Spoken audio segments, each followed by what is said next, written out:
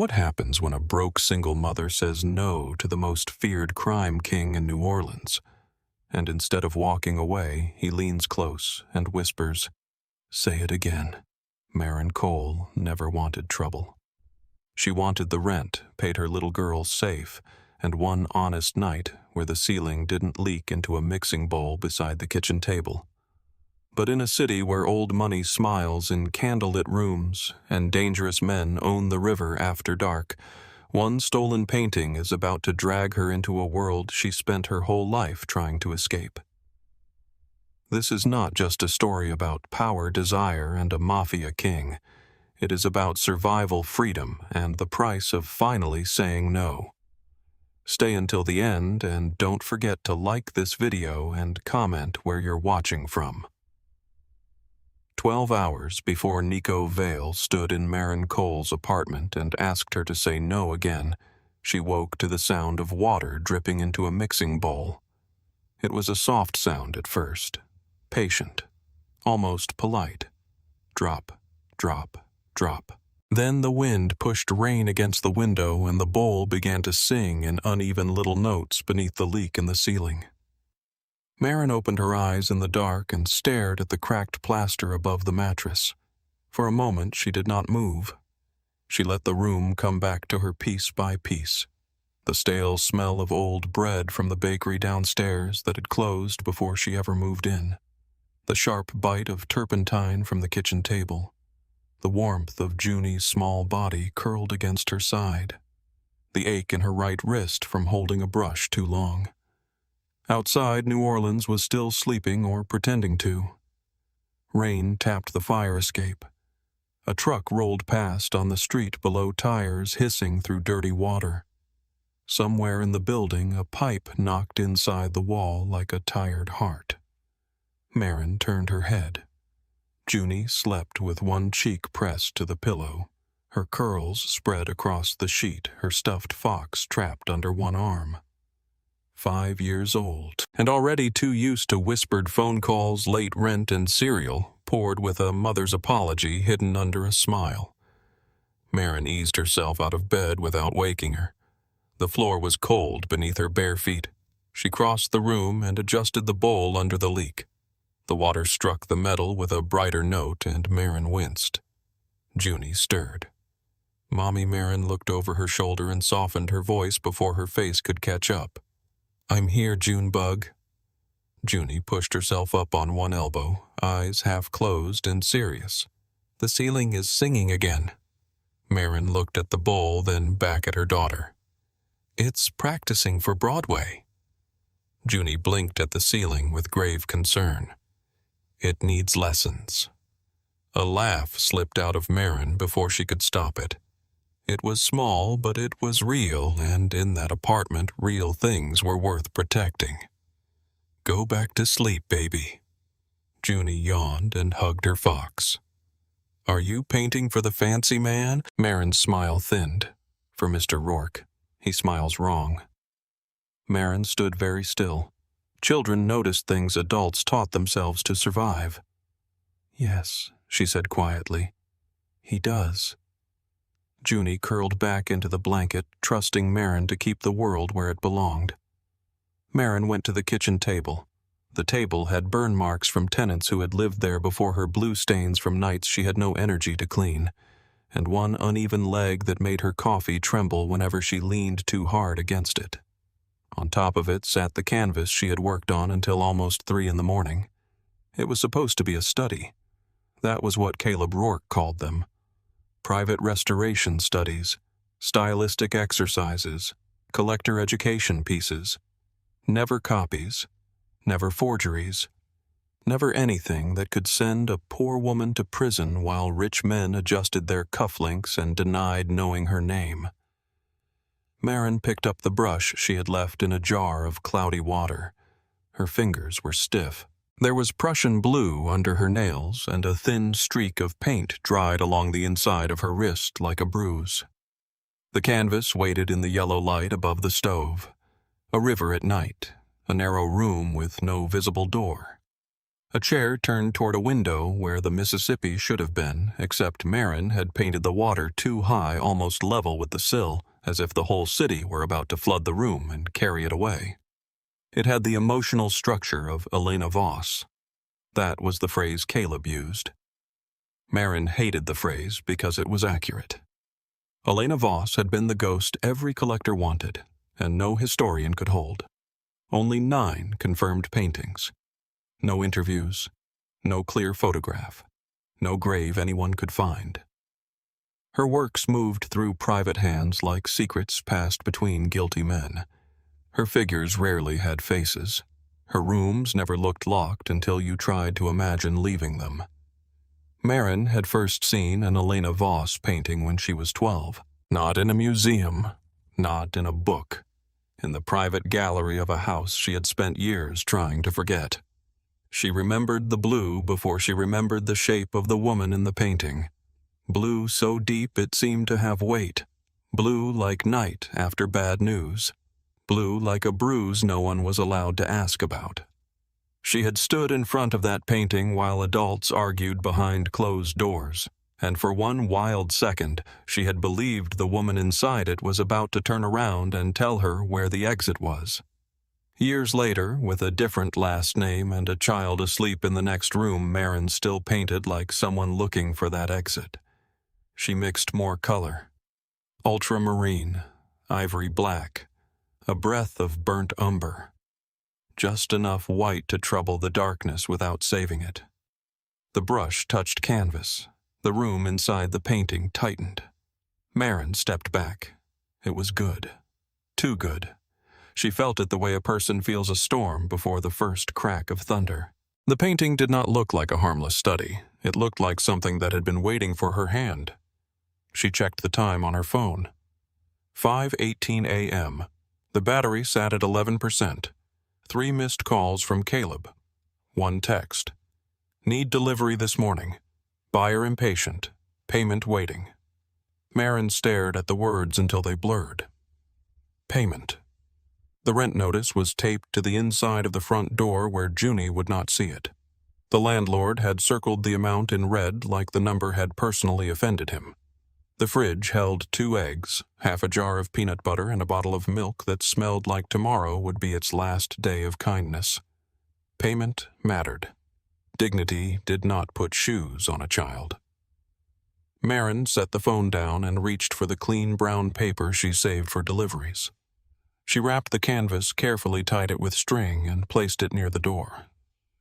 By the time Junie woke again, the rain had softened to a gray drizzle, and morning light had turned the apartment the color of old dishwater. Junie ate toast at the table while Maren braided her hair. "Can we get pancakes when you get paid?" Junie asked. Maren looped a ribbon around the end of the braid.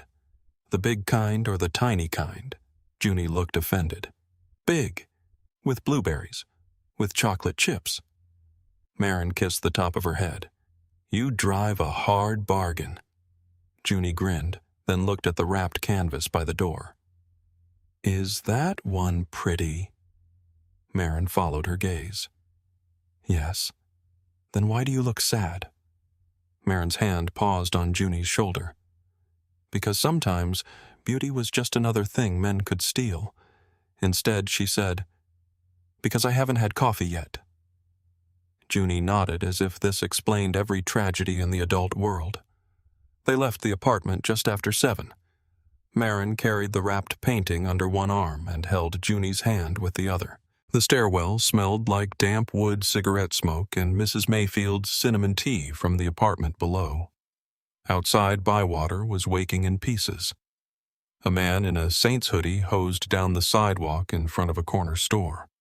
A woman cursed at a parking meter. A stray cat watched the rain from beneath a rusted bicycle frame. New Orleans looked beautiful to people who did not have to survive it.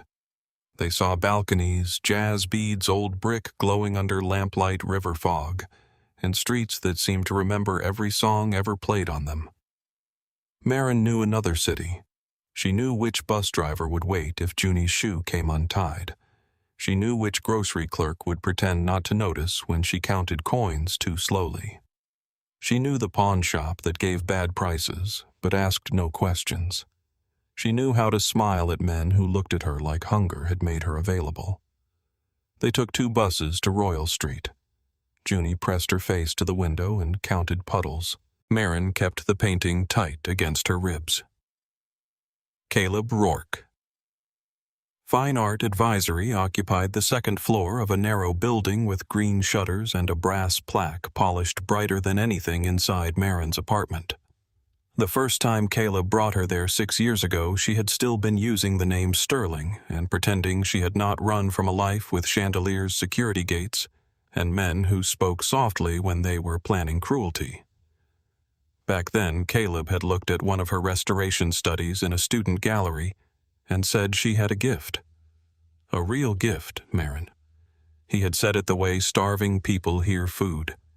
He knew collectors. He knew private buyers. He knew people who paid in cash for discretion. He knew how to turn talent into opportunity. Maren had been young enough to think opportunity and rescue could wear the same face. The office door was unlocked. No assistant at the desk. No Caleb waiting with his practiced smile. Maren stepped inside slowly. "Maybe he went potty," Junie whispered.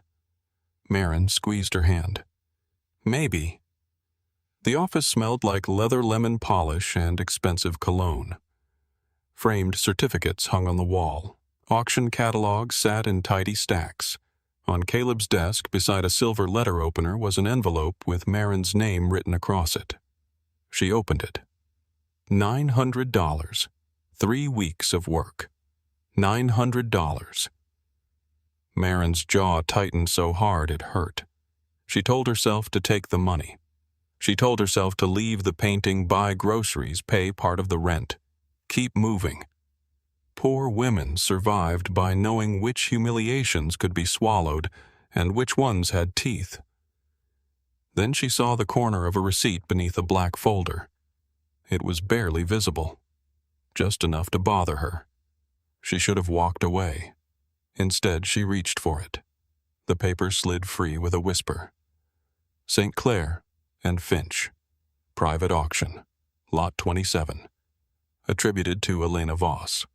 Untitled River Study. Estimated value, $480,000 to $620,000. The room went quiet in a way sound had nothing to do with. Maren read it once, then again. The words did not change. Junie tugged her sleeve. "Mommy." Maren looked at the wrapped canvas under her arm, then at the receipt, then at the stack of catalogs on Caleb's desk. One catalog had a pale blue sticky note marking a page. Her fingers moved before fear could stop them. She opened it. There it was. Not the painting under her arm. The last one. The one she had delivered 3 weeks ago after working until dawn, while Junie slept beside a bowl catching rainwater. The one Caleb said was for a private collection as a study of Voss technique. The one he paid $800 for because, according to him, the market was tight and buyers were cautious. In the catalog, the painting looked elegant, important, untouchable, attributed to Elena Voss, newly discovered from a private Southern collection. Maren felt something inside her go cold and still. Caleb had not just underpaid her. He had put her hand inside a crime and planned to sell the fingerprints. The office door opened behind her. Maren turned. Caleb Rourke stood in the doorway with a folded umbrella in one hand. His silver hair was damp at the edges. His smile appeared out of habit, then disappeared when he saw the catalog. "Maren," she held up the receipt. "How long?" Caleb's eyes flicked to Junie, then back. "This is not a conversation for a child." Maren laughed once, dry and humorless. "You didn't mind stealing from one." His face tightened. "No one stole anything. My painting is being sold as an Elena Voss." Caleb stepped inside and closed the door with careful softness. "Lower your voice." That was the wrong thing to say. Maren moved toward him. Junie hid behind her leg. You sold my work under a dead woman's name. Caleb's mouth pinched. Missing, technically. Not dead. The correction landed before he could pull it back. Maren saw it. Caleb looked away first. Listen to me. People with real money do not pay for paint. They pay for belief. Voss is belief. Mystery, scarcity, myth. You are talent without a name. Talent without a name is decoration. Maren stared at him. You created fraud. I created value. You gave me $800. And who else was going to give you that? His voice sharpened, then softened when Junie flinched. I helped you when no one else would. Maren stepped closer. You found a desperate woman and put a price tag on her hands. For a moment, Caleb's pleasant mask slipped. Beneath it was not guilt. It was calculation and something worse. Fear. You should be careful, he said. This world is not forgiving. Maren folded the receipt and slipped it into her pocket. Neither am I. She took Junie's hand and walked out before he could answer. Outside, the rain had stopped, and the French Quarter steamed under a pale morning sun. Junie walked quietly beside her for half a block before asking, Are we bad? Maren stopped on the sidewalk. A streetcar bell rang somewhere in the distance. A delivery truck backed up near a restaurant. Tourists laughed on the corner, holding paper cups and maps, bright and careless in a city that had never shown them its teeth. Maren crouched in front of Junie and brushed a damp curl away from her face. No baby.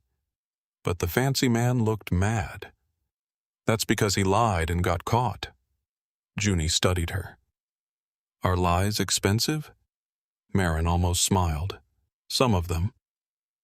By late afternoon, Junie was downstairs with Mrs. Della Mayfield eating macaroni from a chipped blue bowl and watching cartoons with the volume low. Della was 72, sharp-eyed and kind in the way women become when life has taken enough from them to make softness a choice instead of a habit. She watched Maren button a white shirt over black pants and tuck her hair under a plain clip. You look like trouble dressed for church, Della said. Maren adjusted the borrowed server's vest. It was too loose at the waist. I need proof. Della's eyes moved to the receipt on the table. Proof gets women hurt in this city. Maren looked toward Junie, who was making her stuffed fox dance on the couch. So does silence. Della's mouth softened. You calling the police? Maren gave her a look. Della sighed. Right. Foolish question. Maren crouched by the couch. Junie looked up. Are you going to work? Yes. Will you be late? Maybe a little. Junie touched the cuff of Maren's shirt. You look fancy. I look like I carry shrimp on tiny plates. Junie giggled. Maren held on to that sound for 1 second longer than necessary. Then she kissed her daughter's forehead. You listen to Miss Della. I always listen. Della snorted from the kitchen. Maren smiled, but her stomach was tight. At the door, Della touched her arm. Maren. She turned. Della lowered her voice. Men like Caleb Rourke never work alone. Maren nodded. I know, but she did not know. Not really. Not yet. St. Clair and Finch held its private auction inside a restored mansion near Jackson Square behind iron gates wrapped in ivy and gas lanterns that made the rain dark shine like polished glass. Black cars lined the curb by evening. Women stepped out in silk.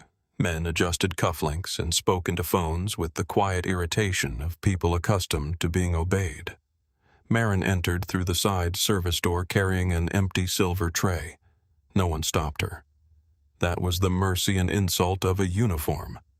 Wear the right black clothes. Keep your eyes lowered, and the rich made you invisible until they wanted something from your hands. Inside the auction house glowed with amber light. Paintings hung on cream-colored walls. Champagne moved from tray to hand to mouth. Laughter floated above the room, low and expensive. Maren kept walking. She needed one photograph of the painting on display, one clear shot of the catalog page, one record tying Caleb to the sale. Then she would decide what to do with the truth. A lawyer, maybe. A journalist. Someone hungry enough to care. She passed through the main gallery and saw the stage at the far end of the room where covered canvases waited like bodies under sheets. A small card near the third easel read, Lot 27. Her pulse climbed. She reached into the pocket of her vest and touched her phone. 7% battery. Of course. She moved toward the wall, pretending to adjust glasses on her tray while her eyes searched the room. Caleb stood near the back with a glass of untouched champagne in his hand. His face was pale beneath the careful tan. He was speaking to a tall man Maren did not recognize, a man with a square jaw and a smile that never reached his eyes. When Caleb glanced across the room and saw her, his body went still. Maren felt the air change. Then someone stepped backward into her path. Her tray clipped his shoulder. Champagne tilted, glass flashed. A flute began to fall. A hand caught it before it hit the floor. Not fast. Effortless. Maren looked up. The man in front of her was tall, broad-shouldered, and still in a way that made stillness feel dangerous. He wore a charcoal suit over a black shirt, no tie, no visible jewelry except a watch that looked simple until the light touched it. His dark hair was brushed back without being tame. His eyes were gray, almost silver in the warm room, and they moved from her face to her hand. Paint under her nails. Maren curled her fingers around the tray. He noticed. Of course he noticed. Careful, he said. His voice was low, smooth, southern only at the edges. I'm sorry. He handed the flute back to her. For 1 second his gaze stayed on her hand, then on the faint crescent scar near her thumb. Something shifted in his expression, not recognition. Interest. Most people in this room, he said, deserve worse than spilled champagne. Then he stepped aside. Cedar smoke and rain passed with him as he moved into the crowd. 2 women nearby stopped talking. A man who had been laughing lowered his voice. Even the guard near the archway straightened.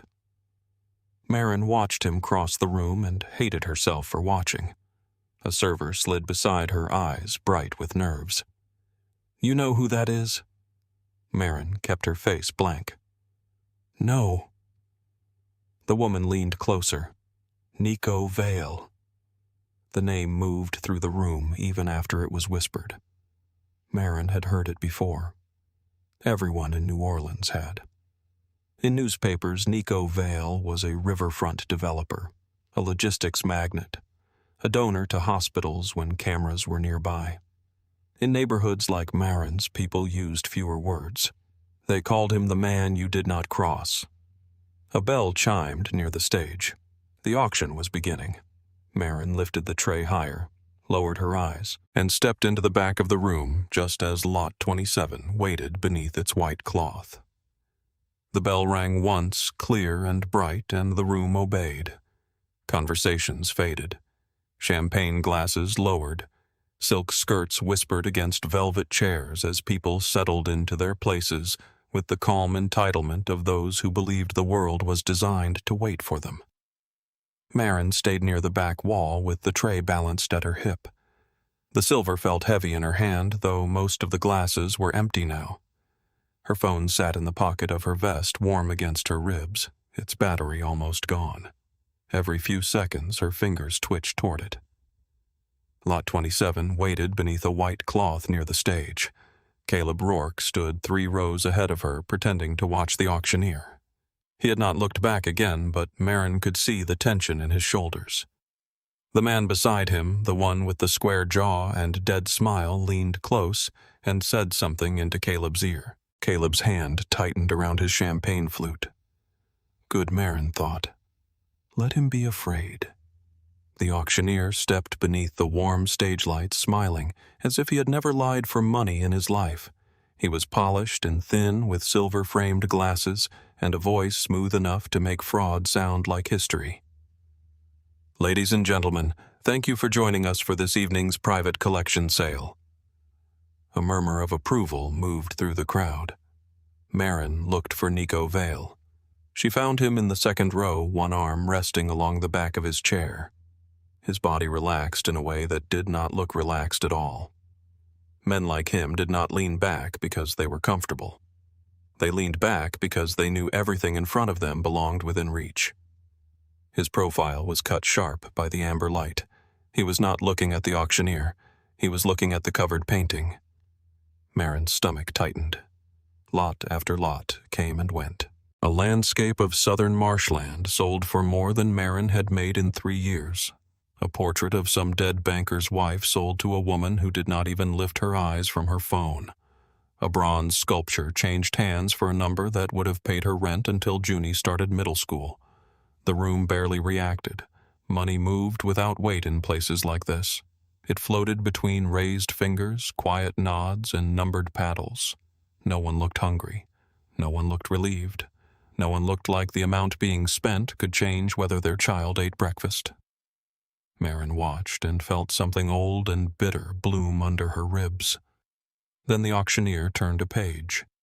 And now lot 27. Her pulse kicked once hard. The room seemed to lean forward. Attributed to Elena Voss. Untitled River Study. A rare and powerful work believed to have emerged from a private Southern collection. Maren's fingers went cold. The white cloth was lifted. There it was. Her painting. Under museum light, it looked different. Cleaner. More important. The frame Caleb had chosen was dark and severe, expensive enough to convince the eye before the heart had time to argue. The river in the painting glimmered like a secret. The room without a door seemed to breathe. A woman in the front row pressed a hand lightly to her chest. Maren almost laughed. She had painted that room with Junie asleep 10 feet away and rainwater dripping into a bowl. She had mixed that blue with a plastic knife because she could not find her palette blade. She had stopped twice to stretch peanut butter onto toast for dinner and once to hold her daughter through a bad dream. Now a room full of strangers looked at it like it had descended from heaven. The auctioneer continued.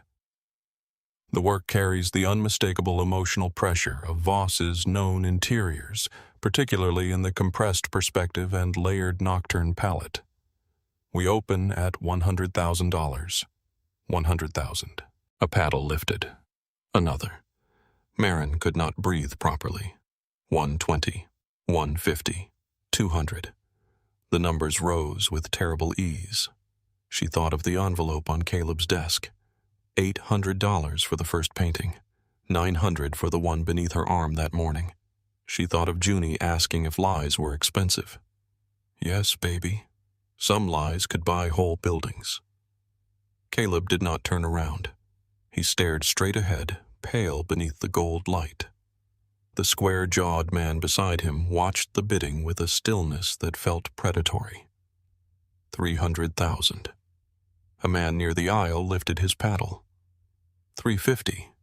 The auctioneer smiled. 400,000. Silence stretched for half a breath. Then Nico Vale raised one finger. No paddle, no effort, just one finger. The auctioneer's smile sharpened. $500,000 from Mr. Vale. A ripple passed through the room. No one bid after him. Maren stared at Nico. He did not look pleased. He did not look triumphant. He looked patient, as if the purchase was not the destination but the key to a locked room.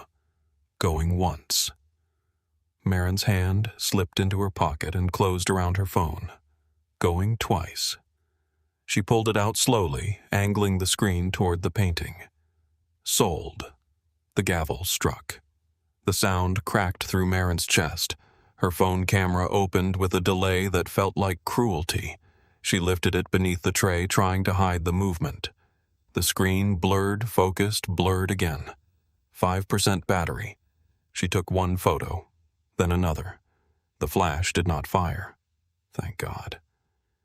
She lowered the phone just as Nico Vale stood. Every head turned. The auctioneer's smile faltered. "Mr. Vale, our staff will be happy to assist with any private inquiries after the sale."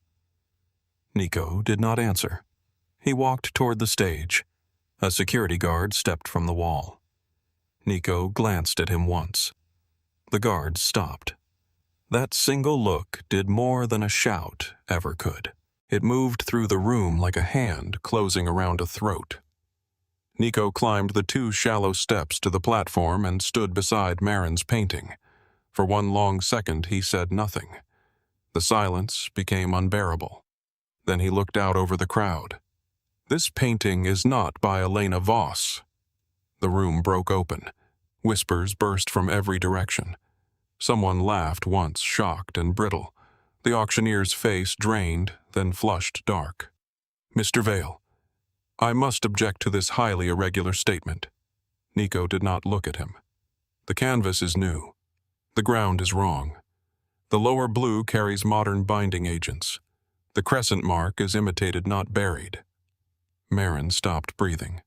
The auctioneer adjusted his glasses with a trembling hand. "Our experts have authenticated the work through appropriate channels." Nico's mouth curved slightly. "Then your experts were either paid or blind." A man in the front row rose. "Is this some kind of accusation?" "It is a fact," Nico said. His voice stayed low, almost bored, which made the words land harder. Caleb finally turned. His eyes found Maren. There was no charm left in him now. No sympathy, no careful polish, only warning. Maren's body knew before her mind did. She needed to leave. Nico's gaze moved across the room. Slow, certain, hunting without appearing to hunt. "But whoever painted it, he said, is here." Maren felt the blood leave her face. The square-jawed man beside Caleb turned his head slightly, following Caleb's stare. He saw her. Maren stepped back. Nico's eyes were still moving row by row. "Step forward." No one moved. The room seemed to hold its breath. Nico's voice dropped. "Or I find you myself." Maren ran. She did not plan it. One moment she was standing near the back wall with a tray in her hand, and the next the tray was on a side table, and she was slipping through an archway into the service hall. Behind her, voices rose. "Mr. Rourke, call security." "What is happening?" "Maren." That last voice was Caleb's. She did not turn. The service hall smelled of lemon cleaner, hot butter, and panic. A waiter carrying a crate of wine cursed as she pushed past him. Maren moved through the kitchen between stainless steel counters and startled staff keeping her head down and her steps fast. At the back door, a young busboy blocked her path. "Hey, you can't go out that way." Maren looked at him. Maybe he saw the fear in her face. Maybe he saw nothing and simply decided he did not care enough to stop a woman in borrowed shoes. He moved aside. "Thanks," she whispered. She shoved the door open. New Orleans night hit her wet and hot. The alley behind St. Clair and Finch was narrow, slick with rain, and lit by a single buzzing bulb over the delivery entrance. Maren's shoes slapped against the pavement as she ran toward the street. Her phone vibrated in her hand. "Caleb." She rejected the call. It rang again. She turned it off. At the corner, she stopped long enough to look back. No one had followed her into the alley yet. A black car rolled slowly past the end of the street. Maren ducked into a recessed doorway and pressed herself against the brick, breathing through her nose because panic wanted to make noise. The car kept going. She looked at her phone again by reflex, then remembered she had turned it off. The battery had been almost gone anyway. Her bus pass was in the locker at the auction house, along with her denim jacket and the last $5 in cash she had not used for fare. Home was miles away. Junie was with Della. Maren started walking. At first she moved fast, but controlled. Fast enough to get away. Not fast enough to look hunted. But every pair of headlights made her shoulders tense. Every man in a dark coat became Caleb's square-jawed friend. Every shop window threw back her reflection and made her look like someone who had already lost. She crossed out of the quarter and kept moving through streets that changed block by block. Music faded behind her. Bright windows became shuttered doors. The smell of fried food gave way to river-damp trash water and wet concrete. Rain began again, light at first, then harder. By the time she reached Bywater, her feet throbbed and her borrowed shirt clung to her back.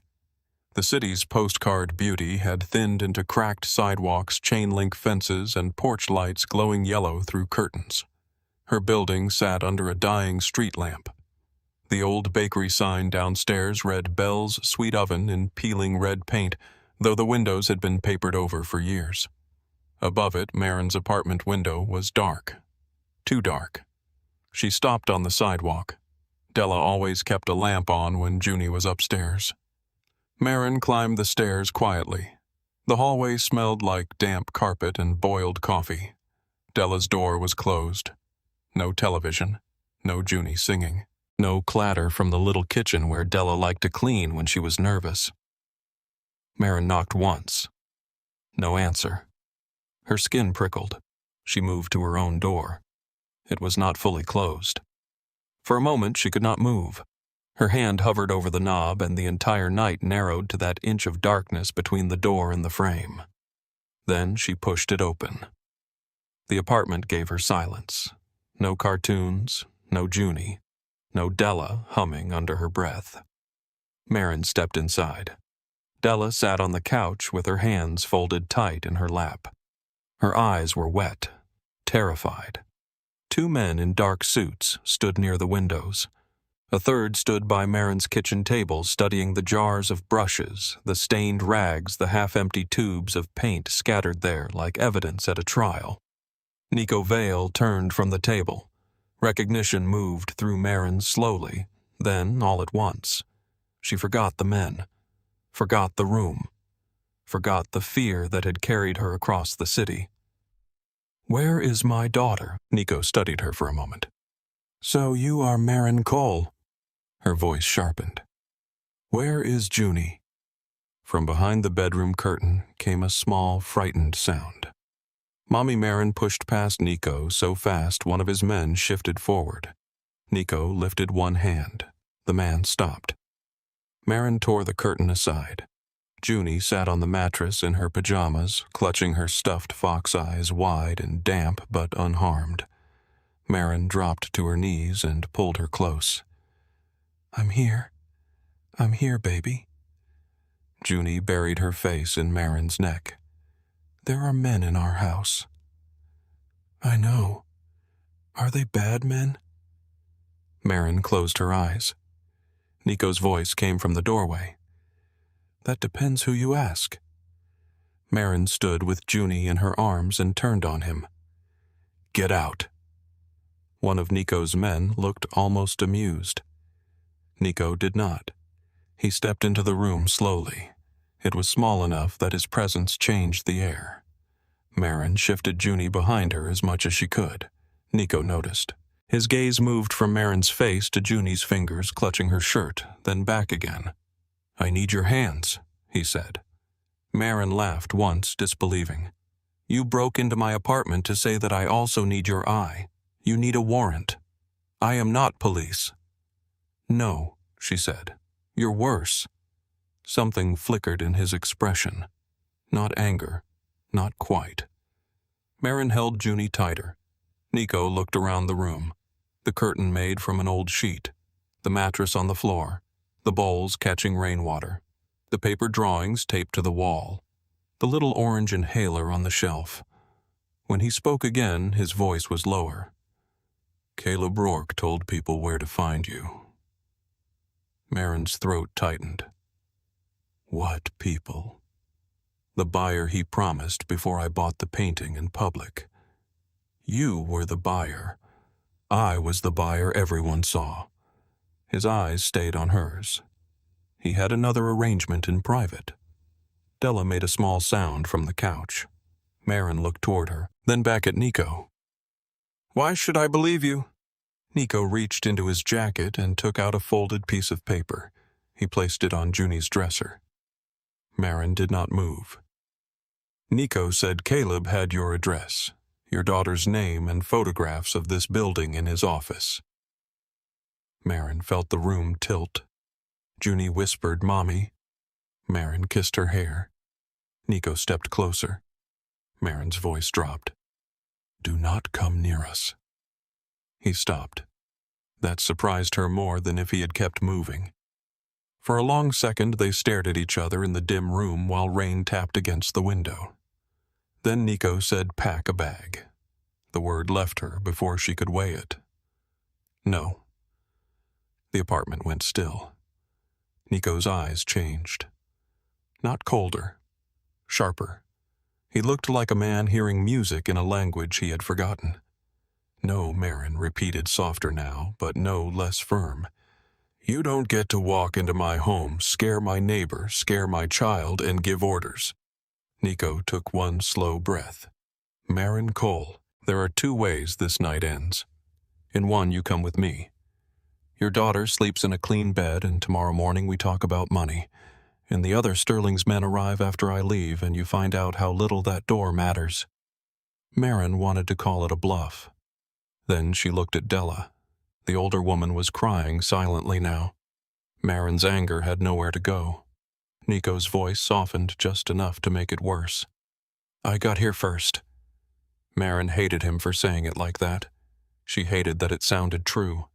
She turned away and set Junie on the bed. "Shoes, baby." Junie obeyed at once, too scared to ask questions. Maren pulled a duffel bag from the closet. She packed Junie's clothes first. Socks, pajamas, the yellow sweater with one missing button, the inhaler, the fever medicine. The stuffed fox stayed in Junie's arms. Then Maren packed 1 pair of jeans, 2 shirts, her sketchbook, and the cash from Caleb's envelope.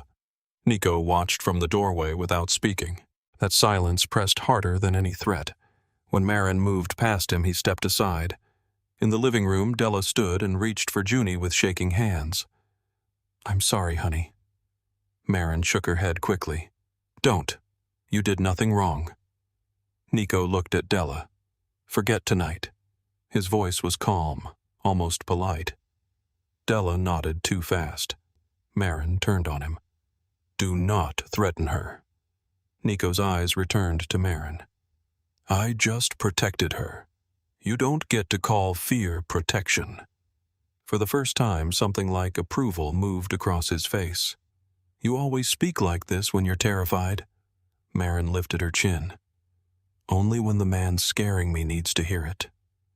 Nico held her gaze. Then he opened the door. Outside, a black SUV waited under the street lamp, rain dotting its polished roof. A man opened the rear door before Maren reached it. Junie clung to her neck. "Mommy, where are we going?" Maren looked at Nico. He stood beside the open door, unreadable beneath the rain. She did not ask him again. Not in front of Junie. Not where fear could become a weapon in someone else's hand. She climbed into the SUV with her daughter in her lap. Nico entered from the other side. The door shut. The locks clicked softly. Maren heard them. Nico saw her hear them. New Orleans slid past the tinted windows in streaks of gold and black. Maren kept her face turned toward the glass, one arm around Junie, one hand gripping the duffel strap. Across from her, Nico sat with one ankle resting on his knee, watching without apology. After several blocks, he said, "You ran from the auction fast." Maren did not look at him. "I had somewhere better to be."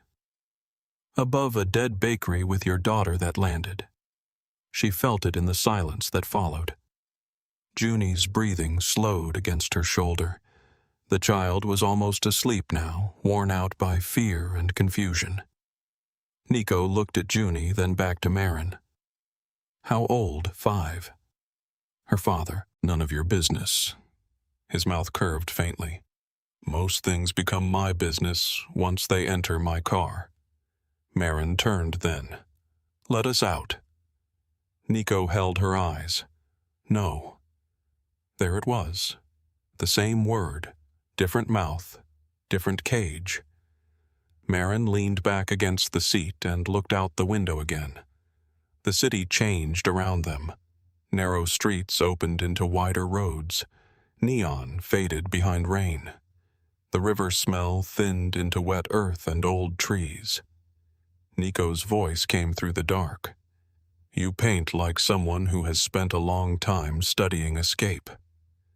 Maren closed her eyes. Maybe I just like doors. Doors open both ways, not in houses owned by men like you. For a while he said nothing. Then the SUV turned through iron gates that opened without a sound. A long drive curved beneath live oaks, heavy with moss. Beyond them, through sheets of rain, Maren saw the outline of a house rising from the dark. White columns, wide porches, lit windows, magnolia gate, beautiful enough to be mistaken for safe. Junie stirred in Maren's arms. Mommy. Maren kissed her forehead. I've got you. Nico opened the door before the driver could. Rain blew in cold and clean. Maren stepped out with Junie in her arms and looked up at the house waiting for them. Behind her, Nico said quietly, Welcome to Magnolia Gate. Maren Cole. Maren did not turn around. This is not my home. Nico came to stand beside her, close enough that she felt the warmth of him through the rain. No, he said. Not yet. The front doors opened, spilling golden light across the wet stone steps, and Maren carried her sleeping daughter inside. The golden light inside Magnolia Gate did not welcome Maren. It swallowed her. It poured across the marble floor, touched the dark wood walls, slid over framed portraits and crystal lamps, and made everything look warm enough to trust. But Maren had learned young that beautiful rooms could still be cages. Sometimes, the prettier the room, the harder it was to find the door. Junie slept against her shoulder, one small fist tangled in Maren's shirt. Rainwater dripped from Maren's hair onto the polished floor as she stood just inside the entrance, gripping the duffel bag like it was the last piece of her real life. Nico stepped in behind her. He did not hurry. Men like him never had to. The house seemed to adjust around him, as if the walls knew his weight and the silence knew his name. Maren kept her eyes forward. A wide staircase curved up to the second floor. A chandelier hung above it, glittering without making the room feel any brighter. Beyond the foyer, tall windows looked out toward wet gardens and the dark shape of old oaks bending under the storm. Junie stirred. Mommy, she mumbled. Is this a castle? Maren kissed her temple. No, baby, it's just a house. Nico's voice came from beside her. Depends who you ask. Maren turned her head slowly. Do not talk to her like this is an adventure. Nico looked at Junie, then back at Maren. She is tired. So am I. That does not make you kind. Before he could answer, footsteps sounded above them. A woman appeared at the top of the stairs. She was older, somewhere past 70, though nothing about her seemed fragile. She wore a black silk robe tied at the waist, pearl earrings, and lipstick the color of fresh blood. Her white hair was pinned back with care. She looked like she had been woken from sleep and had decided the inconvenience was beneath comment. Her eyes moved over Maren first. Wet clothes, cheap sneakers paint under the nails. A mother holding a sleeping child with the rigid posture of someone ready to run. Then she looked at Nico. Nicholas Vale. The name landed with the weight of family history. Nico glanced up. Margot. The woman descended the stairs slowly. You bring a woman and a child into this house after midnight in a storm and you greet me like I'm the problem. You are usually the first problem I meet in any room. Margot reached the bottom step. Her gaze cut to Junie. For one small moment her face changed. Not softness exactly. Something older, something bruised. That child is too sweet to belong to you. Nico's expression did not move, but his voice lowered. If she belonged to me, she would have been here from the beginning. Maren looked at him before she could stop herself. There was something in the way he said it. Not charm, not performance. A blade passing over an old wound. Margot noticed Maren noticing. Her eyes narrowed slightly. "And who are you?" Maren lifted her chin. "Maren Cole." "She is a painter," Nico said. Maren turned on him. "I can speak." Margot's mouth curved at the corner. "At least one of us was told the truth tonight?" Nico ignored that. "Ruth should prepare the East Room." Margot did not move. Should she? For the child first. That did something. Margot turned toward the hallway and raised her voice. "Ruth." A door opened somewhere deeper in the house. A woman in her 50s appeared, tying a robe around herself as she came. She had soft brown skin, tired, kind eyes, and the steady look of someone who had seen too much in this house to be easily startled. "Yes, ma'am. The East Room. Warm blankets. Milk if the little one wakes. And find something dry for Miss Cole before she catches her death in my foyer." Maren opened her mouth. "Thank you, but we are not staying." Nico looked at her. "You are." The words were quiet, final. Maren shifted Junie higher on her hip. Margot watched the exchange with interest but not surprise. Ruth stepped closer, her voice gentle. "Come on, honey. Let's get the little one settled." Maren did not move right away. Her eyes went to Nico. "If anyone touches her without my permission, I will make you regret bringing me here." One of Nico's men near the door glanced down as if hiding a smile. Nico did not. He held Maren's gaze. "I believe you." That was worse than mockery. It made the threat feel seen. Maren followed Ruth up the stairs. The East Room was larger than Maren's entire apartment. The bed sat beneath pale linen. A fireplace waited cold against one wall. Rain tapped the tall windows. The air smelled of lavender and old wood. Ruth turned on a lamp and pulled back the covers. Maren laid Junie down carefully. The little girl curled around her stuffed fox at once, lashes still wet from sleep. "Poor baby," Ruth whispered. Maren straightened. "She scares easy, but she recovers fast. Children usually do." Ruth looked at her. "Mothers take longer." Maren did not answer. Ruth crossed to a dresser and opened a drawer. "There are towels in the bath. I can bring tea." "I don't need tea. No one ever needs tea. People still feel better after it." Maren stared at her for a beat. The kindness felt suspicious, only because she had not had enough of it lately. "Thank you," she said at last. Ruth nodded once and left. Maren waited until the door clicked shut. Then she crossed the room, tested the handle, and found no lock on the outside. She checked the windows. Too high. She checked the bathroom. One small window also too high, painted shut. Junie slept through all of it. Maren stood beside the bed and looked down at her daughter. "I am going to get us out," she whispered. Junie sighed and rolled onto her side. Maren dried her hair with a towel and sat on the edge of the bed. Her hands were shaking now that there was no one to aim anger at. Downstairs, a door closed softly. A man's voice spoke one word she could not make out. Nico. She knew it without hearing clearly. That irritated her. She did not want to know the shape of his silence or the weight of his footsteps. She did not want to notice anything about him except the danger.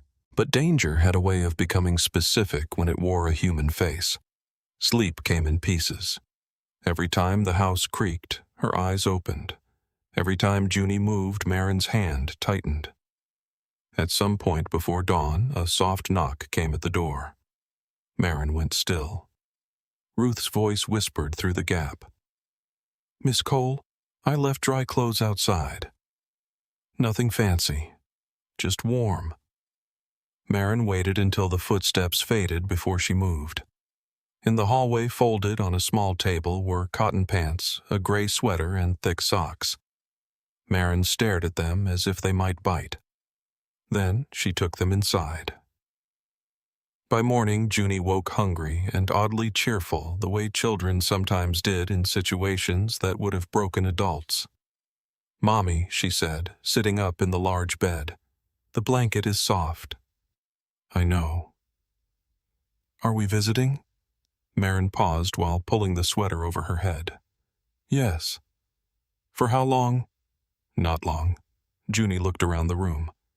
"Can I have cereal?" Maren almost laughed from exhaustion. "Yes, baby. We can ask." They found the kitchen by following the smell of coffee and bacon. It was enormous, with white cabinets, copper pans, stone counters, and windows looking over a wet garden. Ruth stood at the stove. Margot sat at the island with a newspaper and a cup of black coffee. Nico was nowhere in sight. Maren noticed that first, then hated that she had noticed. Junie clung to Maren's hand until Ruth turned and smiled. "Well, good morning, sunshine." Junie looked up at Maren for permission. Maren nodded. Junie whispered, "Good morning." Ruth placed toast eggs and sliced strawberries on the table. Junie climbed into a chair and stared at the food as if she had discovered treasure. Margot watched Maren over the rim of her coffee. "You slept poorly." Maren sat beside Junie, though she did not touch the food Ruth placed in front of her. "I slept in a stranger's house." "Good. It means you have sense." Maren looked at her. "Then why are you helping him?" Margot folded the paper. "Careful, girl. There is a difference between helping a man and keeping a child warm." Maren accepted that because it was fair. Junie picked up a strawberry. "Miss Margot, do you live in the castle?" Margot's face paused, then settled into something almost amused. "I do. Are you a queen?" "No." Junie considered her lipstick and pearls. "You look like one." Ruth turned away from the stove to hide her smile. Margot looked at Junie for a long moment. "Then you may call me Miss Margot." Junie nodded solemnly. Nico entered. The room changed. He wore black trousers and a white shirt open at the collar sleeves rolled to his forearms. His hair was damp, as if he had already showered, already worked, already decided the shape of the day before anyone else finished waking. Junie brightened. "Mr. Nico." Maren went still. Nico looked at the child, and something in his face shifted before he controlled it. "Junie, you have a big house, I have been told. Do you have pancakes?" Ruth laughed quietly. Nico glanced toward the stove. "Ruth makes better pancakes than I deserve." "That is a lot," Margot said. Nico looked at his grandmother. She did not look back. Maren pushed back from the table. "We need to talk." Nico's eyes came to her. "Yes. Now." He watched her for a second, then nodded toward the hall. "After you." Maren kissed Junie's hair. "Stay here with Ruth." Junie's mouth was full of toast. She nodded. Maren followed Nico down a corridor lined with paintings, not the kind placed by decorators. These felt chosen, landscapes with storms in them, portraits of unsmiling men, abstract pieces that carried more grief than color. The house had taste. Maren hated that too. Nico opened a set of double doors at the end of the hall. The studio faced the garden and the wet oaks beyond it. Morning light entered through tall windows, cool and clean. Canvases leaned against walls. Brushes stood in glass jars. Pigment boxes were arranged on a long work table. The room smelled like linseed oil dust and money. A painter's room was a dangerous place to impress a painter. Nico closed the door. Maren turned at once. "Leave it open." "Why?" "So I can hear Junie. She is with Ruth." I said, "Leave it open." For a moment, Nico studied her. Then he opened the door again. Maren hated how much that small obedience unsettled her. "What do you want from me?" Nico crossed to a covered canvas near the far wall. He pulled the cloth away. Maren's breath caught. It was an Elena Voss. A real one. No photograph could carry that kind of presence. The painting showed a gray room and a river beyond a window, but the water seemed too close, the walls too narrow, the air too aware of being trapped. There was no figure in it yet. The absence felt alive. Maren moved closer before she remembered not to. "Where did you get this?" Nico did not answer. Maren looked around the room more carefully. Another canvas near the window. Another beside the bookshelf. Another above the fireplace. 4 Elena Voss paintings. Her voice dropped. "There are only 9. "Yes." "You own 4. "Yes." "That is impossible. Most impossible things only require money and patience." Maren turned to face him. "You don't care about art." His eyes narrowed slightly. "You decided that fast. You bought my painting for $500,000 and exposed it as fake in the same breath. Because it was fake. I painted it. I know." The words settled between them. Nico crossed to the work table and picked up a black portfolio. He opened it and removed a mounted photograph. He placed it on the easel. Maren looked. The room disappeared. A woman running through a blue-black passage of shadow. A child beside her, one hand locked around the woman's wrist. Light fell across the ground in narrow bars. Not sunlight. Not moonlight. Something colder. The kind of light that made freedom look close and unreachable at the same time. Maren knew that painting. She had known it before she knew the word composition. Before she understood pigments. Before she understood why her mother sometimes looked out windows as if glass were a wall. She had seen it in Harlan Sterling's private gallery when she was a child. Nico was watching her hands. Maren forced them still. "What is this?" "The 10th Voss." She laughed once too quickly. "There is no 10th. There is." "Then why is no one talking about it? Because the man who owns it does not like sharing." Maren looked at the photograph again. Her throat tightened. "Who?" Nico stepped closer. "Harlan Sterling." Maren kept her face blank through force alone. Nico saw the effort. She knew he did. His eyes had the patience of a man who could wait all day for blood to show through cloth. "You know him," he said. "Everyone knows him. Not like that." Maren turned away from the photograph. "What does Harlan Sterling have to do with you?" Nico's expression cooled. "He has something that belongs to my family." "A painting. Not just a painting." The answer carried too much weight to be only about canvas. Maren crossed her arms. "You want me to forge it. I want you to replicate it." Rich men love softer words for ugly things. His mouth almost moved. "Can you do it?" "No. You are lying." "I am refusing." Nico came around the work table slow and controlled. "You copied Elena Voss well enough to make an auction house look foolish. Auction houses see what money tells them to see." "I am not an auction house." "No," Maren said. "You are worse." His eyes held hers. "You said that already." "I am finding it remains true." For the first time, his mouth curved in something close to amusement. Then the look disappeared. "I will pay you $5 million.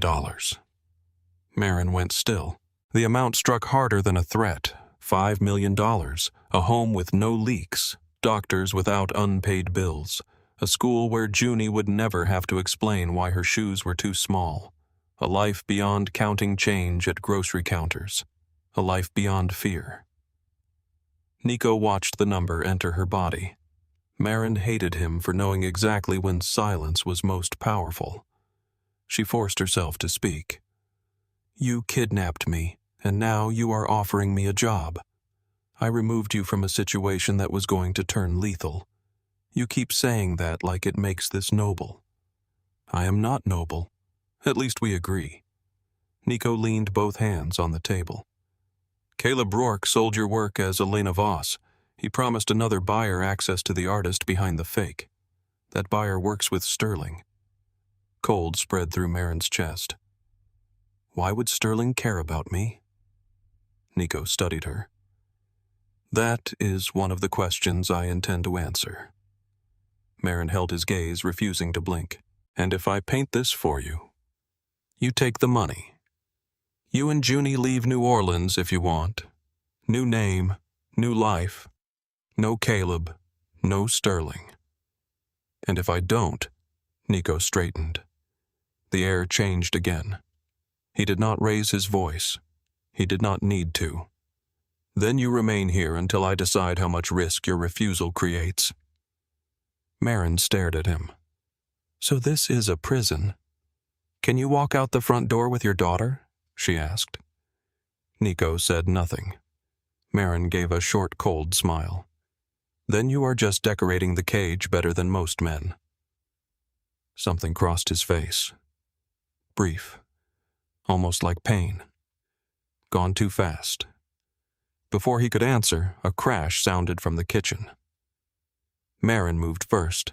She ran down the corridor with Nico behind her. In the kitchen, Junie stood frozen beside a broken glass. Orange juice spread across the floor. Her lower lip trembled. I didn't mean to. Ruth was already reaching for a towel, but Maren dropped to her knees first. You're okay. It is just glass. Nico stopped in the doorway. Junie saw him and started crying, not loudly, but with the sudden helplessness of a child who had held too much fear in one small body. Maren pulled her close. Nico looked at the broken glass, then at Junie. His voice came softer than Maren expected. Ruth shoes. Ruth quickly brought Junie's shoes from beside the table. Nico crouched several feet away, keeping distance like he had learned from Maren's anger. Junie. The little girl peered at him from Maren's shoulder. I broke it. I have broken worse. On purpose. Nico looked at Maren for the briefest second. Sometimes. Junie seemed to think about that. Her crying slowed. Nico reached into his pocket and took out a white handkerchief. He held it out without touching her. For your nose. Junie looked at Maren. Maren hesitated, then nodded. Junie took it. It is fancy. It has delusions. Junie frowned. What is that? A bad habit. Ruth turned away, shoulders shaking with silent laughter. Maren did not laugh. She wanted to. That made it worse. Back in the studio, Ruth laid a blanket near the windows and set paper washable paints and a cup of water beside it. Junie settled there with fierce concentration, choosing red first. Maren stood before the photograph of the 10th painting. Nico stood beside her. Neither spoke for a long moment. Junie began humming to herself. The sound filled the space between them with something fragile. Nico looked at the photograph, not at Maren. My terms are simple. You paint, you ask for what you need. You do not leave the estate without me. Maren's voice was low. My terms are simple too. Junie is not leverage. You do not scare her. You do not touch her without permission. And you do not lie to me about danger if you expect me to believe you about anything else. Nico looked at her then. I can agree to the first two. Maren's mouth tightened. And the third? His eyes stayed steady. I will not promise what I cannot keep. It should have made her angrier. Instead, it made her wary in a different way. Honesty from a dangerous man was still dangerous. Maren picked up the photograph and studied it.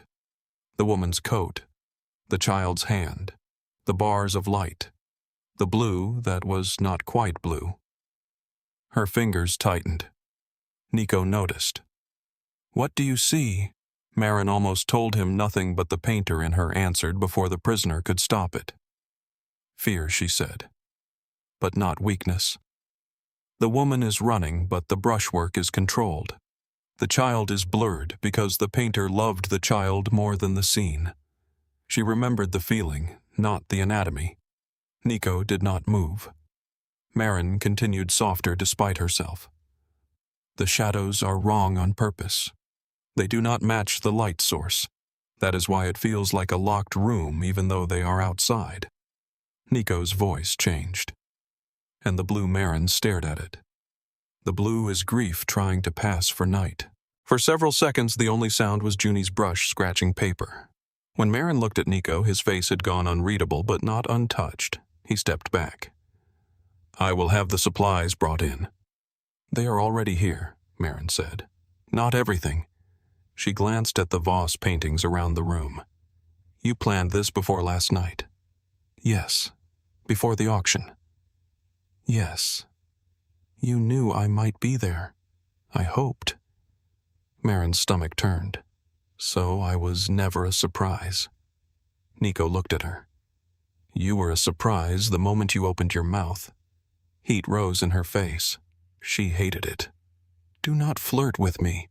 I was not. That makes it worse. This time he did smile. Barely. But it was real enough to trouble the air. Junie looked up from her paper. Mommy, I made a red storm.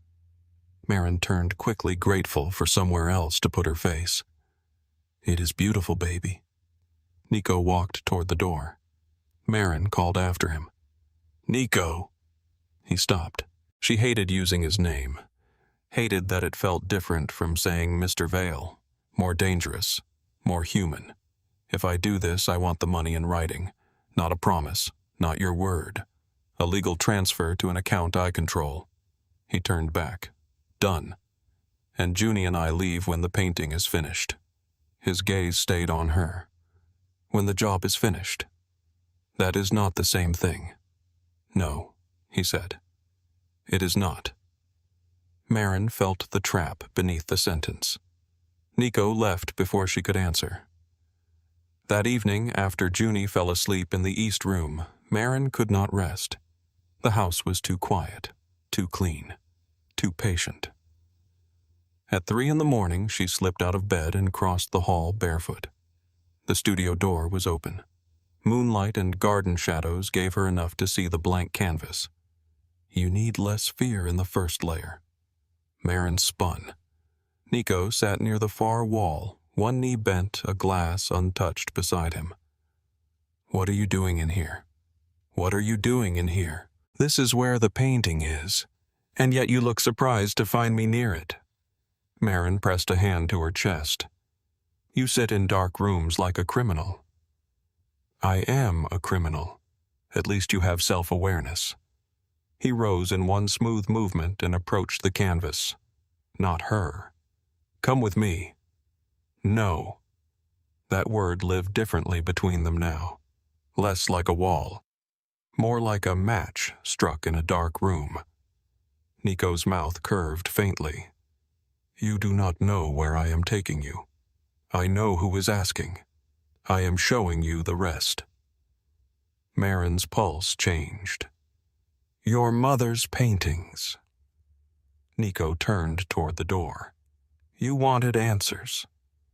She followed him through the sleeping house. They descended a back staircase she had not noticed before. Stone replaced polished wood beneath her feet. The air grew cooler. At the end of a narrow corridor stood a steel door with a keypad.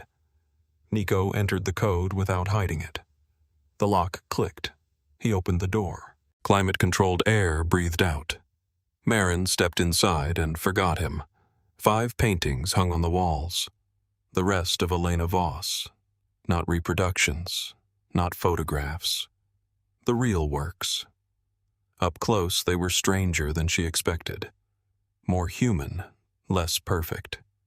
She could see where the artist had scraped away entire sections and rebuilt them, where a line had changed direction, where grief had been painted over and returned to. She was better than the books, Maren whispered. Yes, Nico said. The door behind them opened. Margot stood there in a long robe, face pale beneath her red lipstick. Her eyes went to the paintings first, then Nico. You finally brought her down here. Nico's jaw tightened. Not now. Margot ignored him. She looked at Maren. Elena Voss was my daughter. Maren turned fully. Margot entered the room slower now, as if every step cost her. Her name was Serena Vale. Elena Voss was the name she used when she wanted to exist without this family swallowing her whole.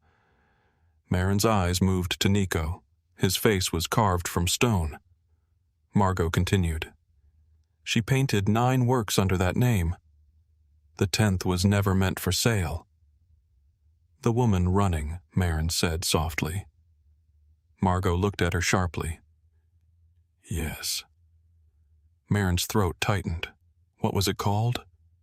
Margot's voice lowered. The Door That Wouldn't Open. The title moved through Maren like a hand closing around her ribs. Nico spoke then. Enough. Margot looked at him with open grief. You think hiding her makes you loyal? Nico's voice went cold. I said enough. Maren looked between them. How did she die? No one answered. The silence did. Margot looked away first. Officially, it was a car accident, and unofficially, Nico stepped toward her. Do not. Margot's eyes shone. Unofficially, powerful men often call things accidents when the woman involved can no longer disagree. The temperature of the room seemed to drop. Nico did not move. His face gave nothing away, but his hand had curled into a fist at his side.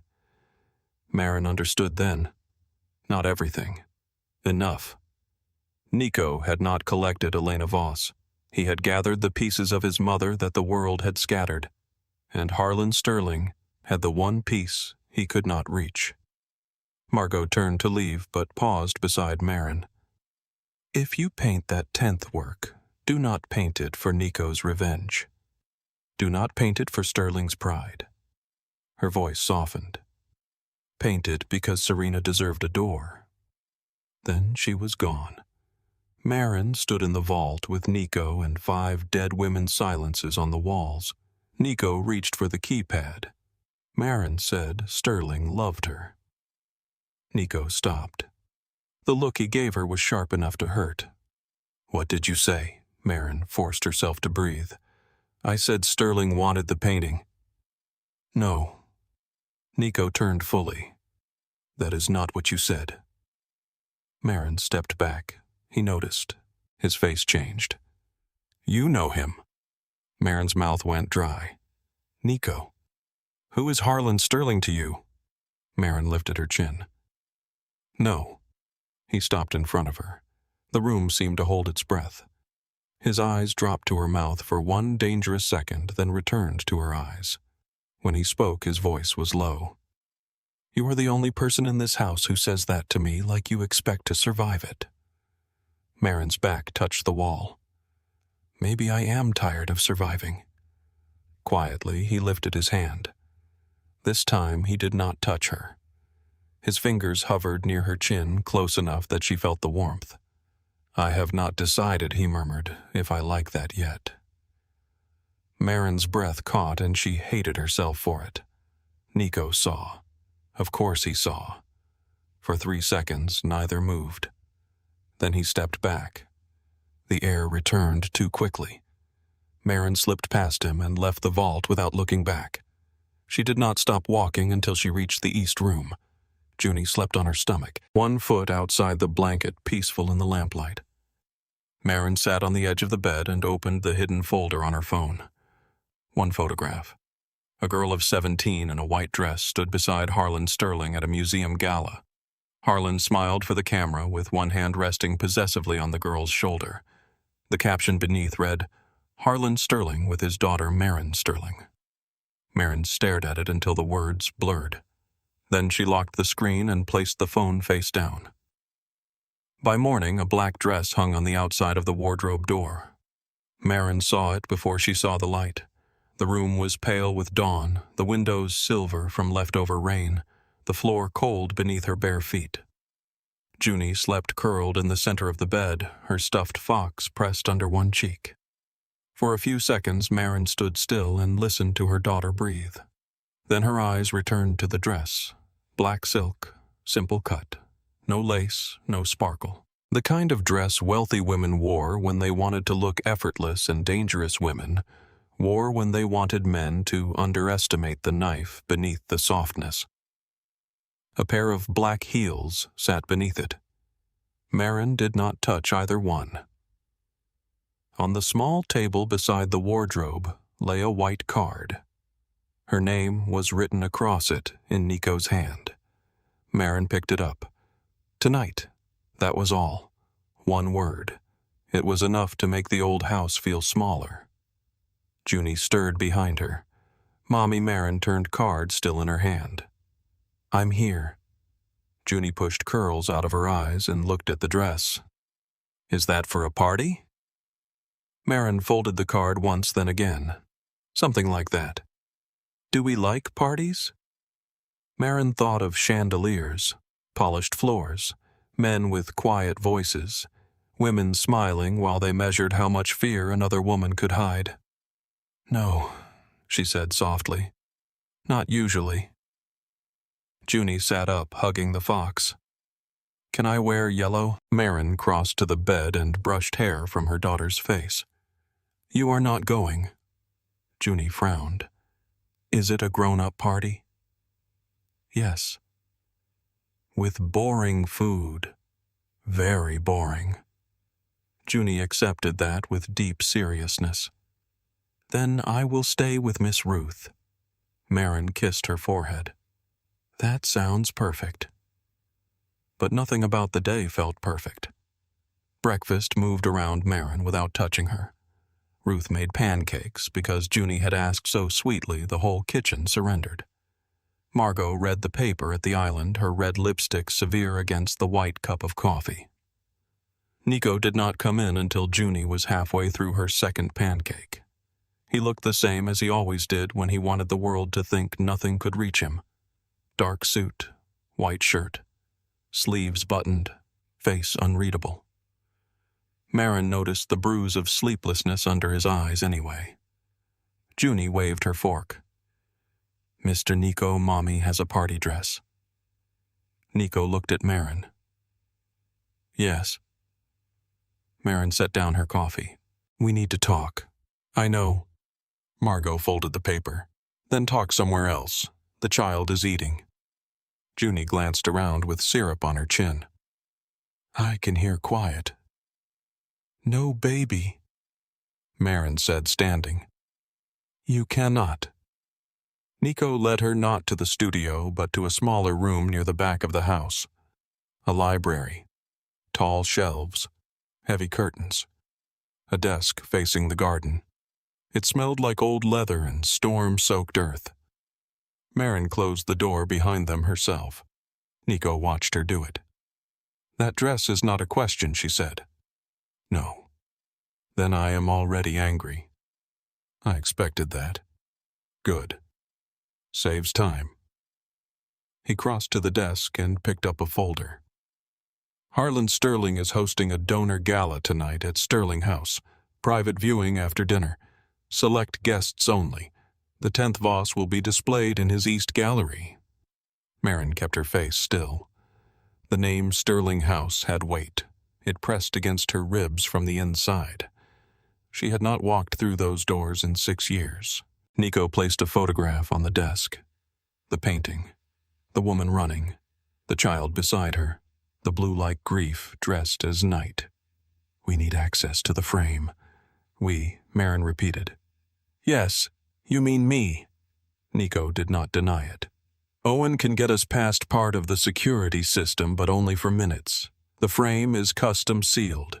You know old gallery mounts. You know how Sterling stores things, and you can tell the original from the replica in a way my men cannot. Maren stared at the photograph, and when Harlan recognizes me, Nico said nothing. The silence answered too late. Maren looked up slowly. He already knows. Nico's jaw tightened. Maren, he already knows I am alive. Yes. Her breath left her in a thin line. You were going to tell me when... Before we entered the house.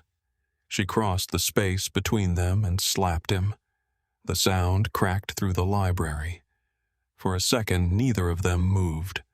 Nico did not touch his cheek. He did not look away. I deserved that. Maren's hand shook at her side. You do not get to decide when my past becomes useful. His voice was low. I know. No, you do not know.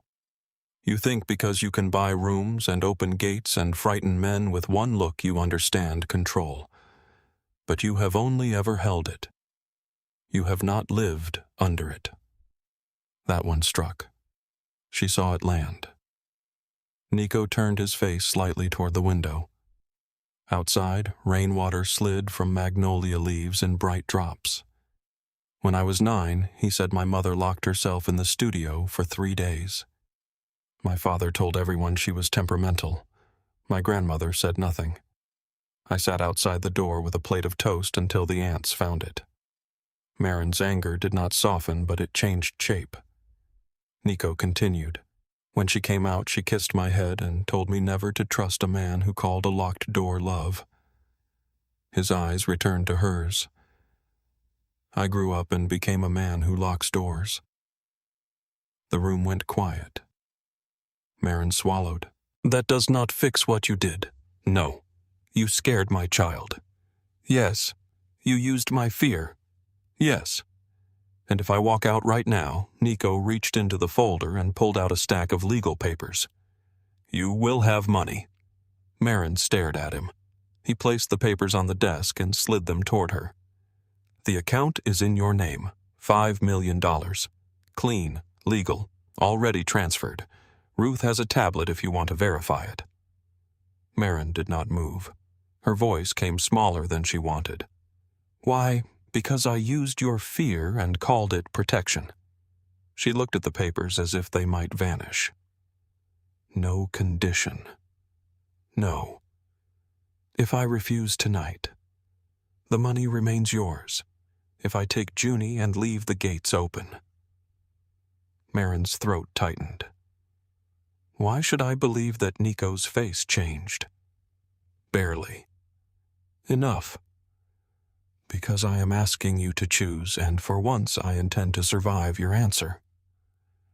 Maren looked at the legal documents, then at the photograph of Serena's final painting, the woman running, the child beside her, the light ahead too thin to trust. What is inside the frame? Nico took a slow breath. My mother hid something before she died. Letters according to Margot. Maybe proof. Maybe nothing. Harlan sealed the painting after he took it. No one has opened it since. Why would he display it pride? Maren almost laughed. Of course, pride was the one thing men like Harlan Sterling could not keep in a vault. They had to show it. Make people admire it. Make the stolen thing clap for its own theft. Nico said, I want the painting. Maren looked up. And the letters. His voice roughened. I want her voice. The answer was quiet enough to hurt. Maren turned away. For 6 years she had imagined never seeing her father again. In some versions he had grown old without her. In others he had forgotten her. In the worst ones he had not forgotten anything at all. She thought of Junie downstairs eating pancakes with syrup on her chin. She thought of Serena Vale painting under a borrowed name because her real one had become a room without air. She thought of the legal papers on the desk and the terrible mercy of a door finally unlocked. When Maren turned back, Nico did not step closer. That helped. I am not doing this for you. I know. I am not doing it because you paid me. I know. And when it is done, Junie and I leave. Nico's eyes held hers. Yes. A smaller word than no. Somehow harder for him. Maren picked up the photograph. Then bring me the replica. The rest of the day moved with a strange, silent precision. In the studio, the copy of The Door That Wouldn't Open stood beneath a linen sheet. Maren had finished the last glaze near dawn. Her hands still remembered the blue. The replica was good enough to trouble her. Not perfect. Nothing living could ever be perfectly copied. But in a crowded room under warm light, behind Harlan's pride, it would pass. Nico came in once and stopped several feet from the canvas. He did not uncover it. Maren noticed. "You do not want to see it. I want to see the original." "That was not what I asked." "No." She looked at him. "Are you afraid?" The question should have insulted him. Instead, it seemed to enter him carefully. "Yes." Maren did not answer. Neither of them knew what to do with honesty when it arrived without armor. Ruth helped Maren dress just after sunset. The black silk fit too well, which annoyed Maren more than if it had fit badly. Ruth pinned Maren's hair at the nape of her neck and fastened a small pearl clip behind one ear. Junie sat cross-legged on the bed, watching with wide eyes. "You look like a movie." Maren smiled at her in the mirror. "A scary one. A fancy one." Ruth adjusted the sleeve. "Those are often the same thing." Junie slid off the bed and came to Maren holding something in her fist. It was the stuffed fox's tiny red ribbon. For brave. Maren knelt careless of the dress. "You keep it, baby." Junie shook her head. "You need it more." Maren took the ribbon and tied it around the inside strap of her small black purse where no one else would see it. "Thank you."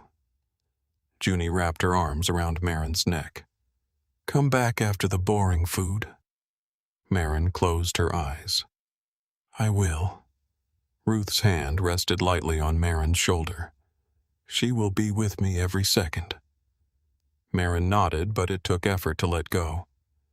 At the bottom of the stairs, Nico waited in a black suit that made him look less like a man and more like a decision no one survived twice.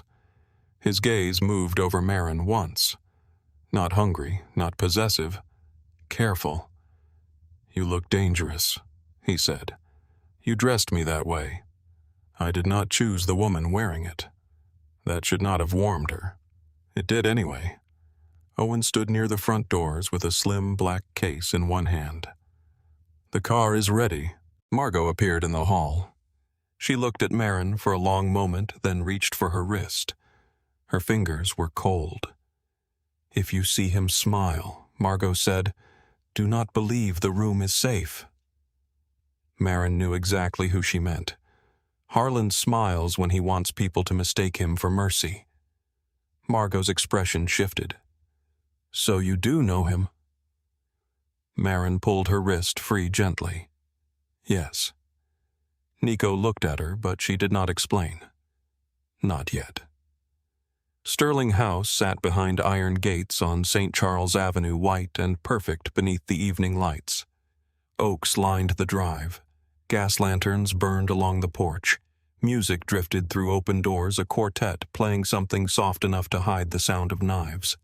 Maren stepped from the car and felt 17 again. For a moment her body betrayed her. The smell of gardenias, the polished brass handles, the front steps where she had once stood in a white dress while her father told her to smile like gratitude was a duty. Nico was beside her, but he did not touch her. Good. If he had touched her, she might have shattered. "You can still leave," he said. Maren looked at the house. No. There it was again. Her oldest weapon, her smallest freedom. They entered. Sterling House was full of donors, judges, collectors, businessmen, wives with diamond throats, and men who had learned to hide violence behind charity committees. Crystal chandeliers poured light over marble floors. Waiters moved with silver trays. Laughter floated through the ballroom like smoke. And at the far end of the room stood Harlan Sterling. He had aged, but not softened.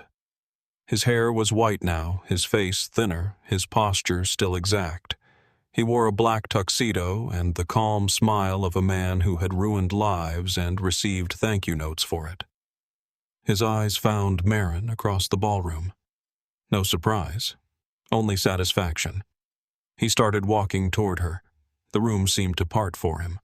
Nico's body changed beside her. nothing visible to most people. To Maren, it was clear. He became still in the way predators became still before blood. Harlan stopped in front of them. Maren.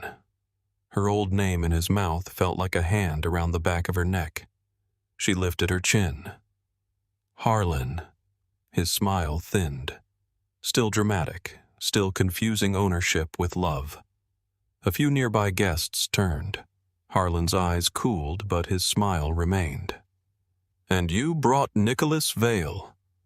How theatrical." Nico's voice was quiet. "Sterling. Harlan, please. Tonight is for friends." Nico did not smile. "Then I must be lost." Harlan laughed softly. The guests around them relaxed because he gave them permission to. His gaze returned to Maren. "You look well. I look expensive. There is a difference. Poverty made you sharp." "No, you did." Something flickered in Harlan's face. A crack too thin for the room to notice. Nico noticed. Maren noticed Nico noticing. Harlan gestured toward the ballroom. "Enjoy the evening. There will be a private viewing after dinner. I have acquired something special." His eyes rested on Maren a second too long. "I imagine you will appreciate it." He walked away. Maren realized her nails were digging into her palm. Nico looked at her hand. "Breathe. Do not tell me what to do. Then do it without being told." She almost laughed. Almost. Dinner was a blur of candles, white plates, and conversations that slid over truth without touching it. Maren sat beside Nico at a long table while a senator discussed river development and a museum trustee praised Harlan's generosity. Nico answered when required. Owen moved somewhere at the edges of the room, invisible in a way only dangerous men and servants managed. Maren ate nothing. Across the room, Harlan watched her over the rim of his wine glass. Once a woman beside Maren leaned close and said, "I did not realize Mr. Sterling had a daughter." Maren looked at her. "He preferred people forget." The woman blinked, uncertain whether to laugh. Maren did not help her. After dinner, Harlan rose and invited a select group into the East Gallery. The walk there felt longer than Maren remembered. Past the music room, past the portrait of Harlan's father, past the staircase she had once run down with a suitcase in one hand and fear in her mouth. The East Gallery doors opened. Maren stopped breathing. The painting hung at the center of the far wall, the door that wouldn't open. The real one. No photograph had prepared her for it. The woman in the painting was mid-stride, coat flaring behind her, one arm pulled back by the child gripping her hand. The corridor around them was not a corridor, not exactly. It could have been trees. It could have been walls. It could have been memory becoming architecture. Thin bars of light cut across the ground ahead, but none of them reached the woman's face. The blue was alive. Not night, not water. Grief with a pulse. Nico stood beside Maren, silent. For once, he looked young, not weak, not less dangerous, just young in the way people become when they are standing in front of the last thing their mother touched. Harlan's voice sounded behind them. "Magnificent, isn't it?" Maren did not turn. "Yes. I always thought Serena was most honest when she was afraid." Nico's head moved slightly. Maren felt the air sharpen. Harlan stepped beside them, smiling at the painting. She was gifted. Difficult, of course. Women with talent often mistake it for permission. Maren turned her head. Permission to what? To believe they are not replaceable. The words entered her slowly. Nico's hand curled at his side. Maren spoke before he could. Maybe they are not. Harlan looked at her fully. For a moment, the room around them faded. The guests became shadows. The champagne became glass. All that remained was the man who had taught her that love could sound like instruction. You always did stare at that painting too long, he said. Maybe I recognized the woman. His smile sharpened. Women in paintings do not leave unless men allow it. Maren's skin crawled. Across the gallery, Owen tipped a glass of red wine onto a collector's white jacket. The collector shouted. A waiter rushed forward. At the same moment, the lights flickered once. Then again. The security camera above the west corner went dark. Nico turned slightly, drawing Harlan's attention with a question about acquisition records. His voice was calm, his face controlled. Maren moved. She crossed to the side display as if studying a smaller sketch. Then she stepped behind a cluster of guests and reached the painting. Her heartbeat slowed. Fear became focus. The frame was old, but the backing had been modified. New seals, small brass screws. Harlan's arrogance had protected it, but arrogance always left room for admiration. He wanted people close enough to envy him. Maren opened her purse and removed the slim tool Owen had hidden beneath the lining. Her hands did not shake. One screw loosened, then another. Voices rose near the wine spill.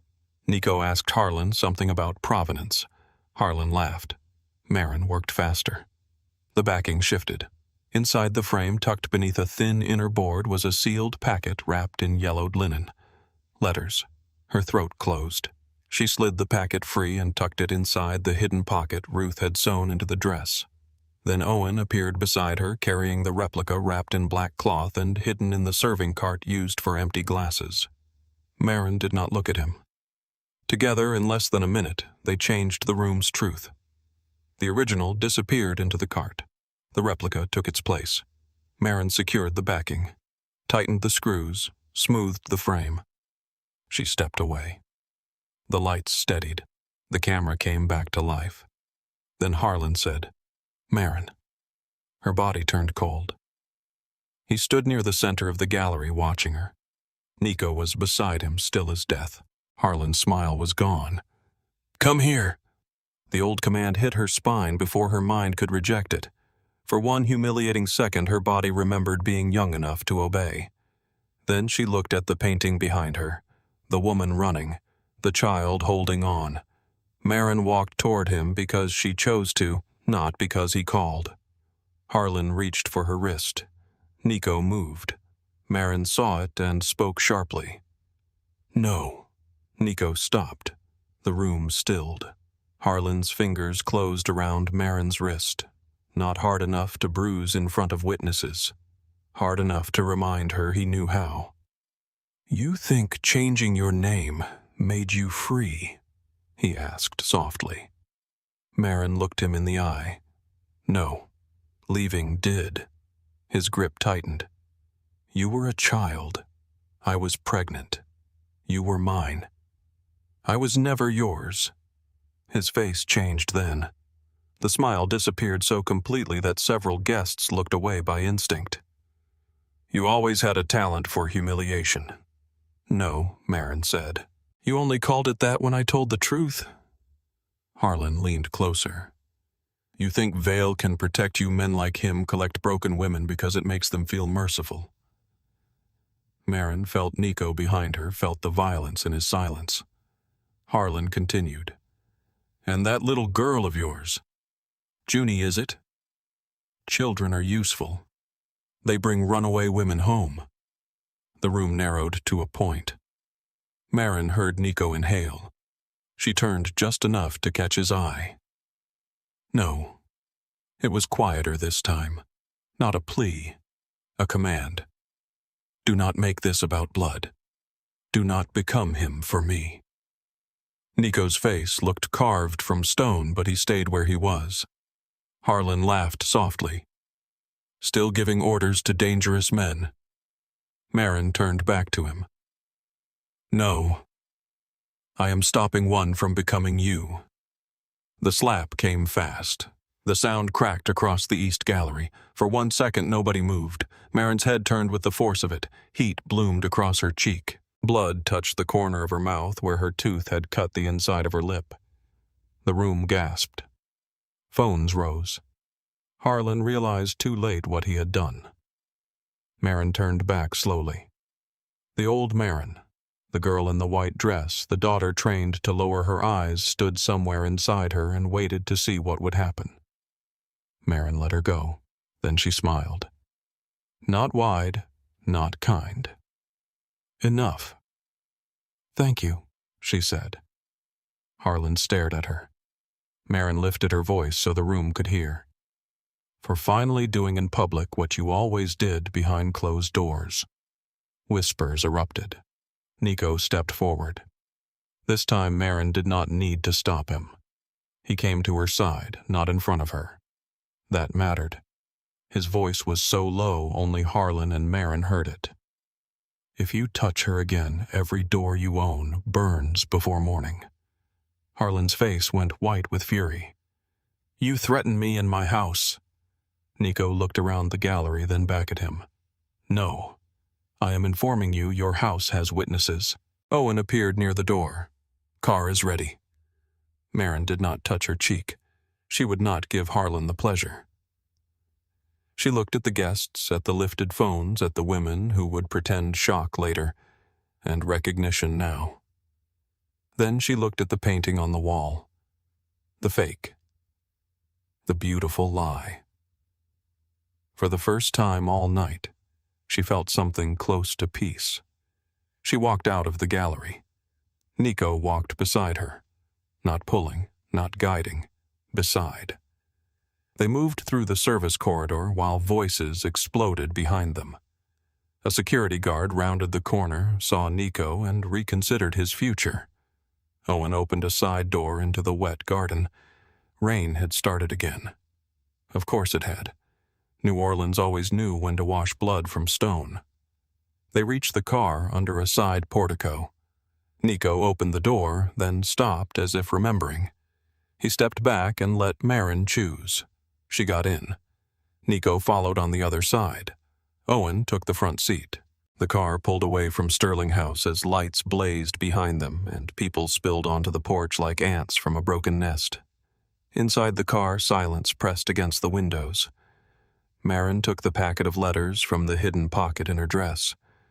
The linen was old and soft from years trapped in darkness. Nico looked at it. For the first time since she had met him, he looked afraid to reach for something. Maren held the packet between them. He lifted his hand, then stopped. May I? The question entered her gently. Permission, not ownership, not command. Maren placed the letters in his hand. His fingers closed around them with such care it made her chest hurt. Then he looked at her mouth. Blood still marked her lip. His voice changed. I should have killed him. Maren looked out at the rain-streaked window. That would have made tonight about you. Nico said nothing. Good. There was nothing to say. At Magnolia Gate, Ruth met Maren at the door and made a sound low in her throat when she saw her face. Junie was asleep upstairs. Safe. Warm. Unaware that the world had shifted beneath her small feet. Ruth cleaned Maren's lip in the east room while Margot stood by the window with the letters in her hands. Nico had given them to her without opening them. That told Maren more than any confession. Margot's fingers trembled against the linen. My girl, she whispered. Nico stood in the doorway, his face turned partly away.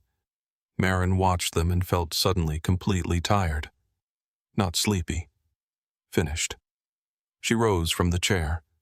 Ruth looked up. Miss Cole Maren crossed to the wardrobe and took out the duffel bag. Nico's head turned. Maren. She folded Junie's clothes first. Socks, pajamas, the little yellow sweater, the stuffed fox from the pillow, then her own things, jeans, shirts, sketchbook, phone charger. No one stopped her. That almost broke her. Nico stepped into the room but stayed several feet away. Where will you go? Somewhere with a door I can open from both sides. His face tightened. You have the money. Yes. And protection if you need it. I know. Maren. She looked at him then. You gave me the money. You gave me the choice. Do not ruin it by asking me not to use it." The words struck him. He took them without flinching. Junie stirred in bed, blinking sleepily. Mommy Maren went to her and brushed curls from her face. "We are going for a ride, baby." "Now?" "Yes." Junie sat up, still half asleep. "Is the party over?" Maren smiled, though her cheek hurt. "Yes." "Was the food boring?" "Very." Junie nodded as if she had known all along. Ruth helped her into shoes. Margot came to the bedside and kissed Junie's hair once very lightly, as if affection were something she feared might vanish if held too hard. Nico stood near the door while Maren lifted the duffel bag. For a moment, the room held all the things neither of them knew how to say. Maren walked toward him. He stepped aside. No command. No bargain. No locked door. At the threshold, she paused. "This does not mean I do not care." Nico's voice was rough. "What does it mean?" Maren looked back at Junie, who was holding Ruth's hand and yawning into her fox. "It means I need to know who I am when no one is saving me." Nico looked at her for a long time. Then he nodded once. The front doors of Magnolia Gate opened before Maren reached them. Outside, the rain had slowed to mist. A car waited in the drive, but not the black SUV. A smaller sedan. Quiet. Ordinary. The driver was an older man Maren had not seen before. Nico stopped at the top of the steps. "He will take you wherever you ask." Maren looked at the car, then back at him. "And if I ask him to keep driving, he will keep driving." She searched his face for the trap. Found none. That was its own kind of pain. Junie tugged Maren's hand. "Can Mr. Nico come?" Maren closed her eyes for a second.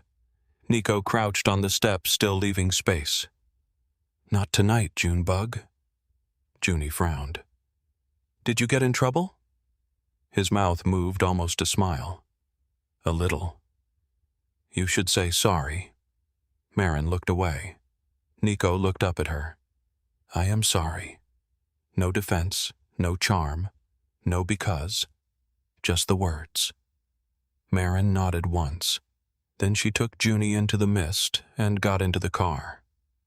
As they drove away, Magnolia Gate receded behind them, its windows glowing through the trees like a beautiful thing that had finally learned not to close its hands. Maren held Junie close and pressed her forehead to the cool glass. In her purse, the tiny red ribbon was still tied inside the strap. On her phone, the new bank account held enough money to build a different life. Behind her, Nico Vale stood under the porch light and let her go. The car did not take Maren back to Bywater. She gave the driver an address outside the city, then changed her mind halfway there and asked him to keep going west until the lights thinned and the road opened into dark stretches of water cypress trees and sleeping towns. The driver did not ask questions. Nico had chosen him well, or paid him well, or both. Junie slept across the back seat with her head in Maren's lap, one hand still gripping the stuffed fox. Every few miles, a passing streetlight brushed gold over her face, then left her in shadow again. Maren kept one hand in her daughter's hair and the other wrapped around the strap of the purse holding Junie's red ribbon. The money was real. She had checked it twice before leaving Magnolia Gate. $5 million. A number so large it felt less like freedom than weather. It hovered above her life, impossible to understand all at once. Rent, doctors, groceries, school safety. Every fear she had counted in coins had suddenly become small enough to name. But money was not the same as peace. Maren knew that now. She had grown up rich in a house where every door had opened for guests and closed for daughters. She knew money could soften a bed polish, a floor, silence, a scandal. She knew it could buy lawyers' smiles, art, and men willing to look away. It could not tell a woman who she was once she no longer had to run. So she kept driving. Near Lafayette, when dawn began to gray the edges of the sky, she rented a small cottage behind a pecan grove from a woman who took one look at Junie asleep in Maren's arms and decided paperwork could wait until morning. The cottage was not grand. The porch sagged in the middle. The kitchen faucet squeaked. The bedroom walls were painted a tired yellow that looked cheerful only because it was trying so hard. But every door opened from the inside. Maren checked. Front door, back door, bedroom window, bathroom window. She opened each one, then closed it, then opened it again. Junie woke while Maren was testing the kitchen lock. Mommy Maren turned. Junie stood in the doorway wearing yesterday's clothes, Curl's wild fox tucked under her arm. "Are we home?" The word hit Maren softly and hard at the same time. She looked around the little kitchen. Empty cabinets, scratched table, a window looking out over wet grass and pecan trees. "Not yet," she said. "But we can breathe here." Junie considered that. "Can we have pancakes here?" Maren smiled. "Yes, with chocolate chips, if I can find a store." Junie nodded, satisfied. "Then it is almost home." By noon, Maren had bought groceries, toothbrushes, clean pajamas, and a new yellow dress Junie chose because, as she explained to the cashier, yellow was the color of brave mornings. By evening, Junie was asleep in the small bedroom, and Maren sat alone at the kitchen table with Serena Vale's letters. Nico had not kept them. Margot had read one, cried without sound, and placed the packet in Maren's hands before she left. She hid them in the painting Margot had said, but I think she meant them for whoever opened it. Now the letters lay on the table tied in faded blue thread. Maren touched the knot and felt suddenly afraid. Not of Harlan, not of Nico, of a dead woman's voice. She untied the thread. The first letter was addressed to Nicholas. Maren did not open that one. She set it aside. The second had no name. The paper was thin and yellowed, the handwriting elegant but uneven near the edges, as if the writer had stopped often to listen for footsteps. Maren unfolded it. To the woman who finds this because she has also learned to run. Maren stopped reading. The cottage seemed to hush around her. Rain began outside, softer than the storm at Magnolia Gate, gentler than the rain above her old apartment. It tapped the roof like fingers asking permission. She read on. Serena wrote of rooms with beautiful windows and no freedom in them, of men who called their protection love and their jealousy devotion, of a world that admired women only after making sure they could not speak. She wrote of painting under the name Elena Voss, because Serena Vale belonged to a family, a husband, a son, a history, a house. Elena Voss belonged to herself. Maren pressed a hand to her mouth. The letter did not name Harlan at first. It circled him. A patron, a collector, a man who believed wanting a thing made him worthy of having it. Then Serena wrote his name. Harlan Sterling. Maren sat back as if the page had burned her. Serena wrote that Harlan had tried to buy her work, then her time, then her silence. When she refused him, he became patient. Men like Harlan did not always rage. Sometimes they waited at doors. Sometimes they sent invitations. Sometimes they stood too close in galleries and smiled when nobody else could hear the threat. Maren knew that smile. She had grown up beneath it. The final page trembled in her hand. "If I disappear," Serena wrote, "do not let them make me elegant. Do not let them say I was fragile. I was afraid, yes. But fear is not weakness.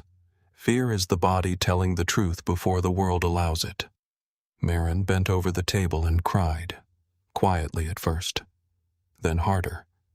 Not because she was broken, because a woman who had been dead for years had reached through paint secrecy and violence to say, "I know." I was there too. The next morning, Maren opened the letter addressed to Nico. She read only the first line. My sweet boy. That was enough. She folded it closed with shaking hands and placed it back in the envelope. Some doors were not hers to open. 3 days passed before the first news van appeared outside Sterling House. By then, Maren had made copies of Serena's letters, photographed them, and sent them through a lawyer whose name Nico had left in the folder without comment. She had also sent the auction receipts her photos from St. Clair and Finch, and a statement Caleb Rourke's assistant provided after discovering Caleb had fled New Orleans with 2 suitcases and not enough allies. Caleb did not stay gone long. Men like Caleb survived by choosing the strongest room. When federal investigators found him in a hotel outside Atlanta, he began talking before anyone offered him water. The first headline was polite. Questions surround Sterling collection after private gala incident. The second was sharper. Forgery scandal links prominent art advisor to undisclosed Voss sale. The third did not blink. Letters from late artist Serena Vale raise questions about Harlan Sterling's past. After that, the world did what it always did when powerful men bled in public. It gathered close and pretended it had always smelled the rot. Museum trustees resigned from Harlan's board. Donors paused their gifts. A senator who had smiled beside him the week before said he had always supported transparency in the arts. Sterling House closed its gates, but the cameras stayed outside. Maren watched from the cottage kitchen while Junie colored at the table. The news showed a photograph from the gala. Harlan's hand striking her face, caught mid-motion, his mouth open. Her head turned. Nico behind her still as a loaded gun. Maren turned off the television before Junie looked up. Was that the boring party, Junie asked? Maren placed the remote on the counter. Yes? Did the boring people get in trouble? Maren looked out the window. Some of them? Good. Junie returned to coloring. Children understood justice more simply than adults. They did not need committee statements or reputation management. They knew when someone had been mean. They knew mean people should have to stop. A week later, a journalist called, then another, then a woman from a national magazine who said Maren's story mattered. Maren agreed to one written statement. No interview, no photograph of Junie, no tears packaged for strangers. Her statement was 5 sentences. My father built rooms without doors. He called them family protection and legacy. Serena Vale painted the door he could not control. I am releasing these records because silence protected him longer than truth ever protected us. I am done living in rooms I cannot leave. By morning, the statement had traveled farther than Maren ever wanted her name to go. This time, she did not hide from it. She stood on the porch in the yellow morning light and watched Junie chase moths through the grass. The cottage door remained open behind her. Open. Such a small word. Such a violent miracle. Nico did not call. He did not come. He did not send flowers guards apologies or explanations dressed as concern. For the first few days, Maren was relieved, then angry, then relieved again. Then one evening she found herself standing at the sink long after the dishes were done, listening for a voice that was not there. She hated that. Wanting was not the same as needing, but the body was slow to learn the difference. On the 10th day, a delivery truck came down the gravel road. The driver carried a wooden crate nearly as tall as Maren. No sender listed, only her name. Maren's hand went cold. She almost refused it. Then she saw the small crescent mark burned into the side of the crate. Not Elena Voss's mark. Nico's. She signed. The driver left. It took Maren an hour to open the crate, mostly because she kept stopping to breathe. Inside, wrapped in climate cloth and sealed in a protective frame, was the door that wouldn't open. The original. Maren stood in the middle of the cottage living room staring at Serena's final painting, while late afternoon light fell across the floor. The woman was still running. The child still held her hand. The blue still pulsed like grief refusing to die.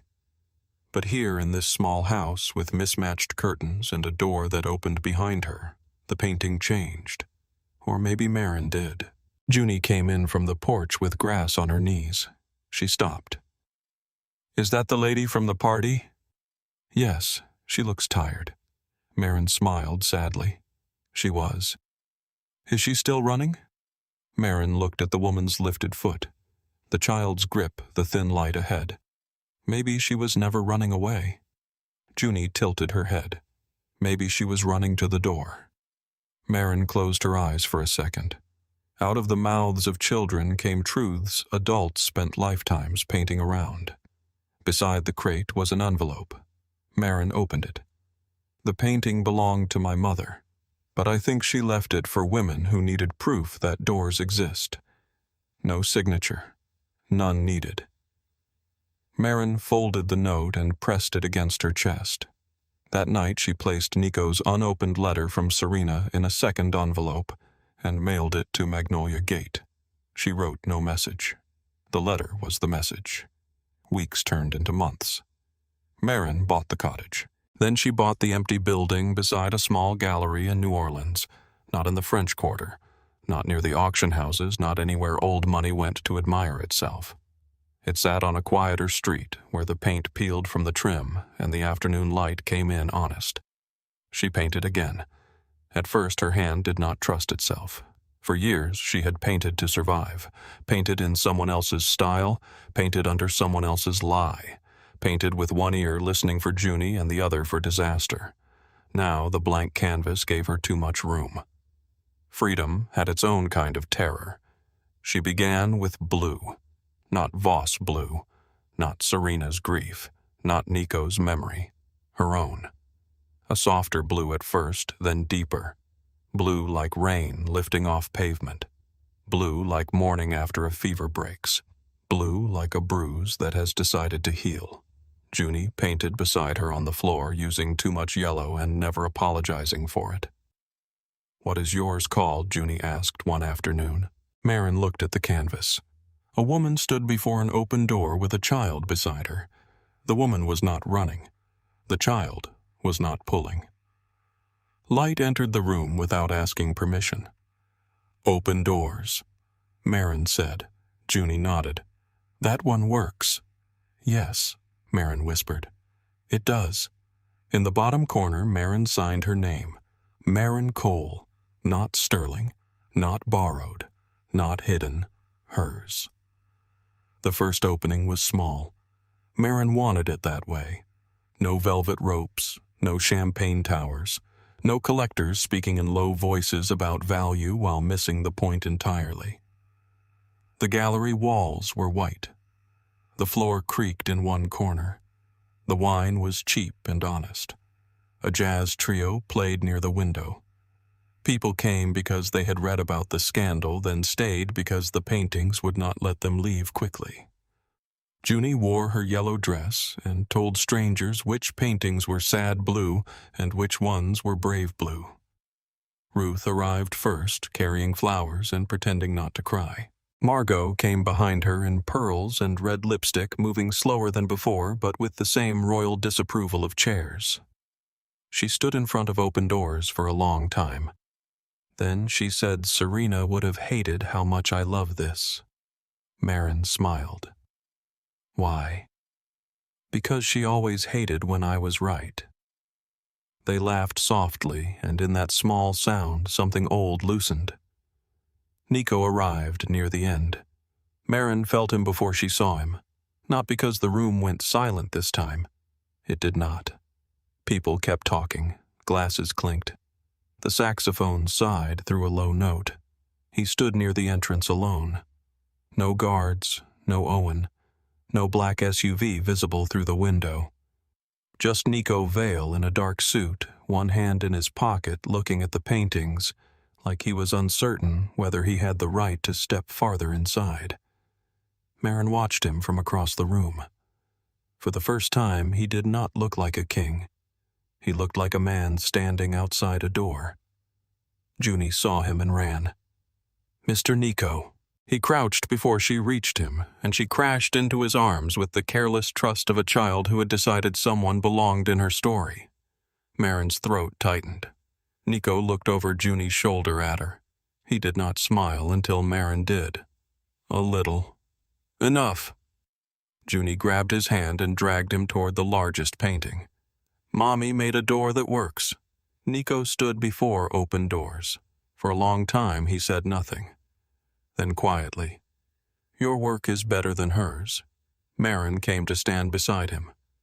"Careful. That sounds like a compliment." "It is." "Then say it like you have practice." His mouth moved. "Your work is better than hers, Maren." There was her name. Not Cole, not Sterling. Just Maren. In his voice it did not sound owned. It sounded seen. She looked at the painting. "You sent me the door that wouldn't open." "Yes." "You gave away your mother's last painting." "No." Maren turned to him. Nico's eyes remained on the canvas. "I gave it to the woman who knew what to do with it." She studied him. "And what did I do with it?"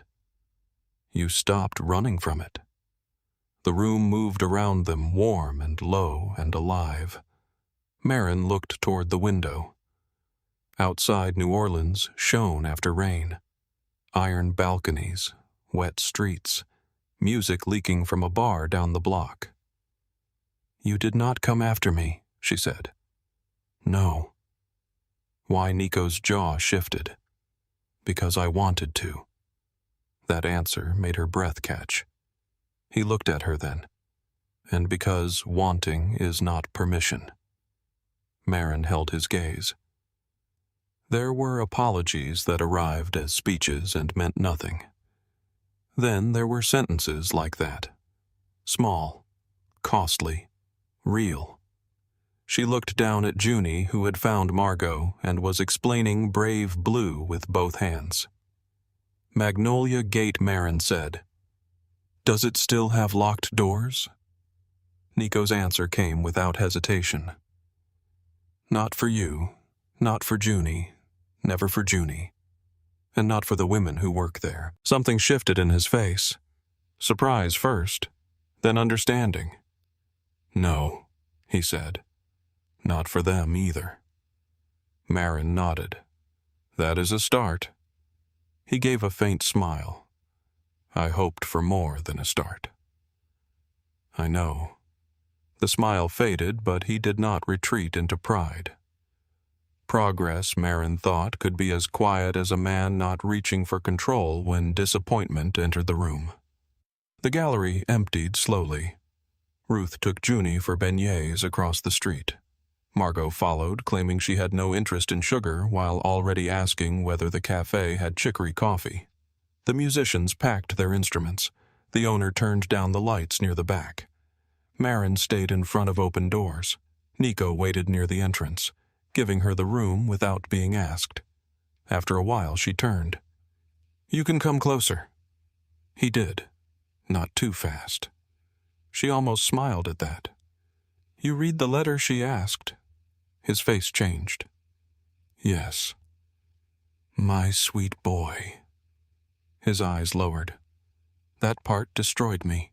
Maren stepped closer. "What did she say?" Nico looked toward the painting, then back at her. "That if I ever loved a woman, I should never make a house out of my fear." Maren's chest tightened. "She knew you." "Yes." "She loved you." His voice roughened. "Yes." For a moment the air between them held Serena. Not as a ghost. As a mother who had painted a door because words had not been enough. Nico reached into his jacket and removed something small. A key. He placed it on the bench beside Maren, not in her hand. She looked at it. "What is that Magnolia Gate? Front door, studio, garden gate, the vault." Maren stared at him. "You are giving me a key. I am giving you every key. That sounds dramatic. I am trying to be clear, and if I never use them, then they remain yours." She looked at the key, then at him. Do you know how to ask for something without making it sound like a contract? His mouth curved. I am learning. Try. Nico took a breath. The great Nico Vale riverfront king, feared man of New Orleans, looked almost helpless for one beautiful second. Dinner, he said. Maren lifted an eyebrow. That was a word, not a question. He huffed something close to a laugh. Will you have dinner with me when tonight? No. He stilled. There it was. The old word. The first word. The word that had started everything between them in a leaking apartment with rain in the walls and fear at the door. But this time Nico did not lean in. He did not smile like a challenge. He did not turn her refusal into a game. He only nodded. All right. Maren watched him accept it. Really accept it. Then she stepped closer. Ask me for tomorrow. His eyes lifted to hers. Will you have dinner with me tomorrow? She let the silence stretch, not to punish him, but because choice deserved room. Yes. His smile came slowly, and this time it had no blade in it. Junie burst back through the gallery door with powdered sugar on her dress, and Ruth calling after her. Mommy, Mr. Nico, I got extra. She held up a paper bag triumphantly. Nico crouched. Did you steal those? Junie frowned. No. Miss Margot paid. Then she stole them legally. From outside, Margot's voice cut through the doorway. I heard that. Junie giggled and handed Nico a beignet. He accepted it with solemn care, as if receiving evidence from a queen.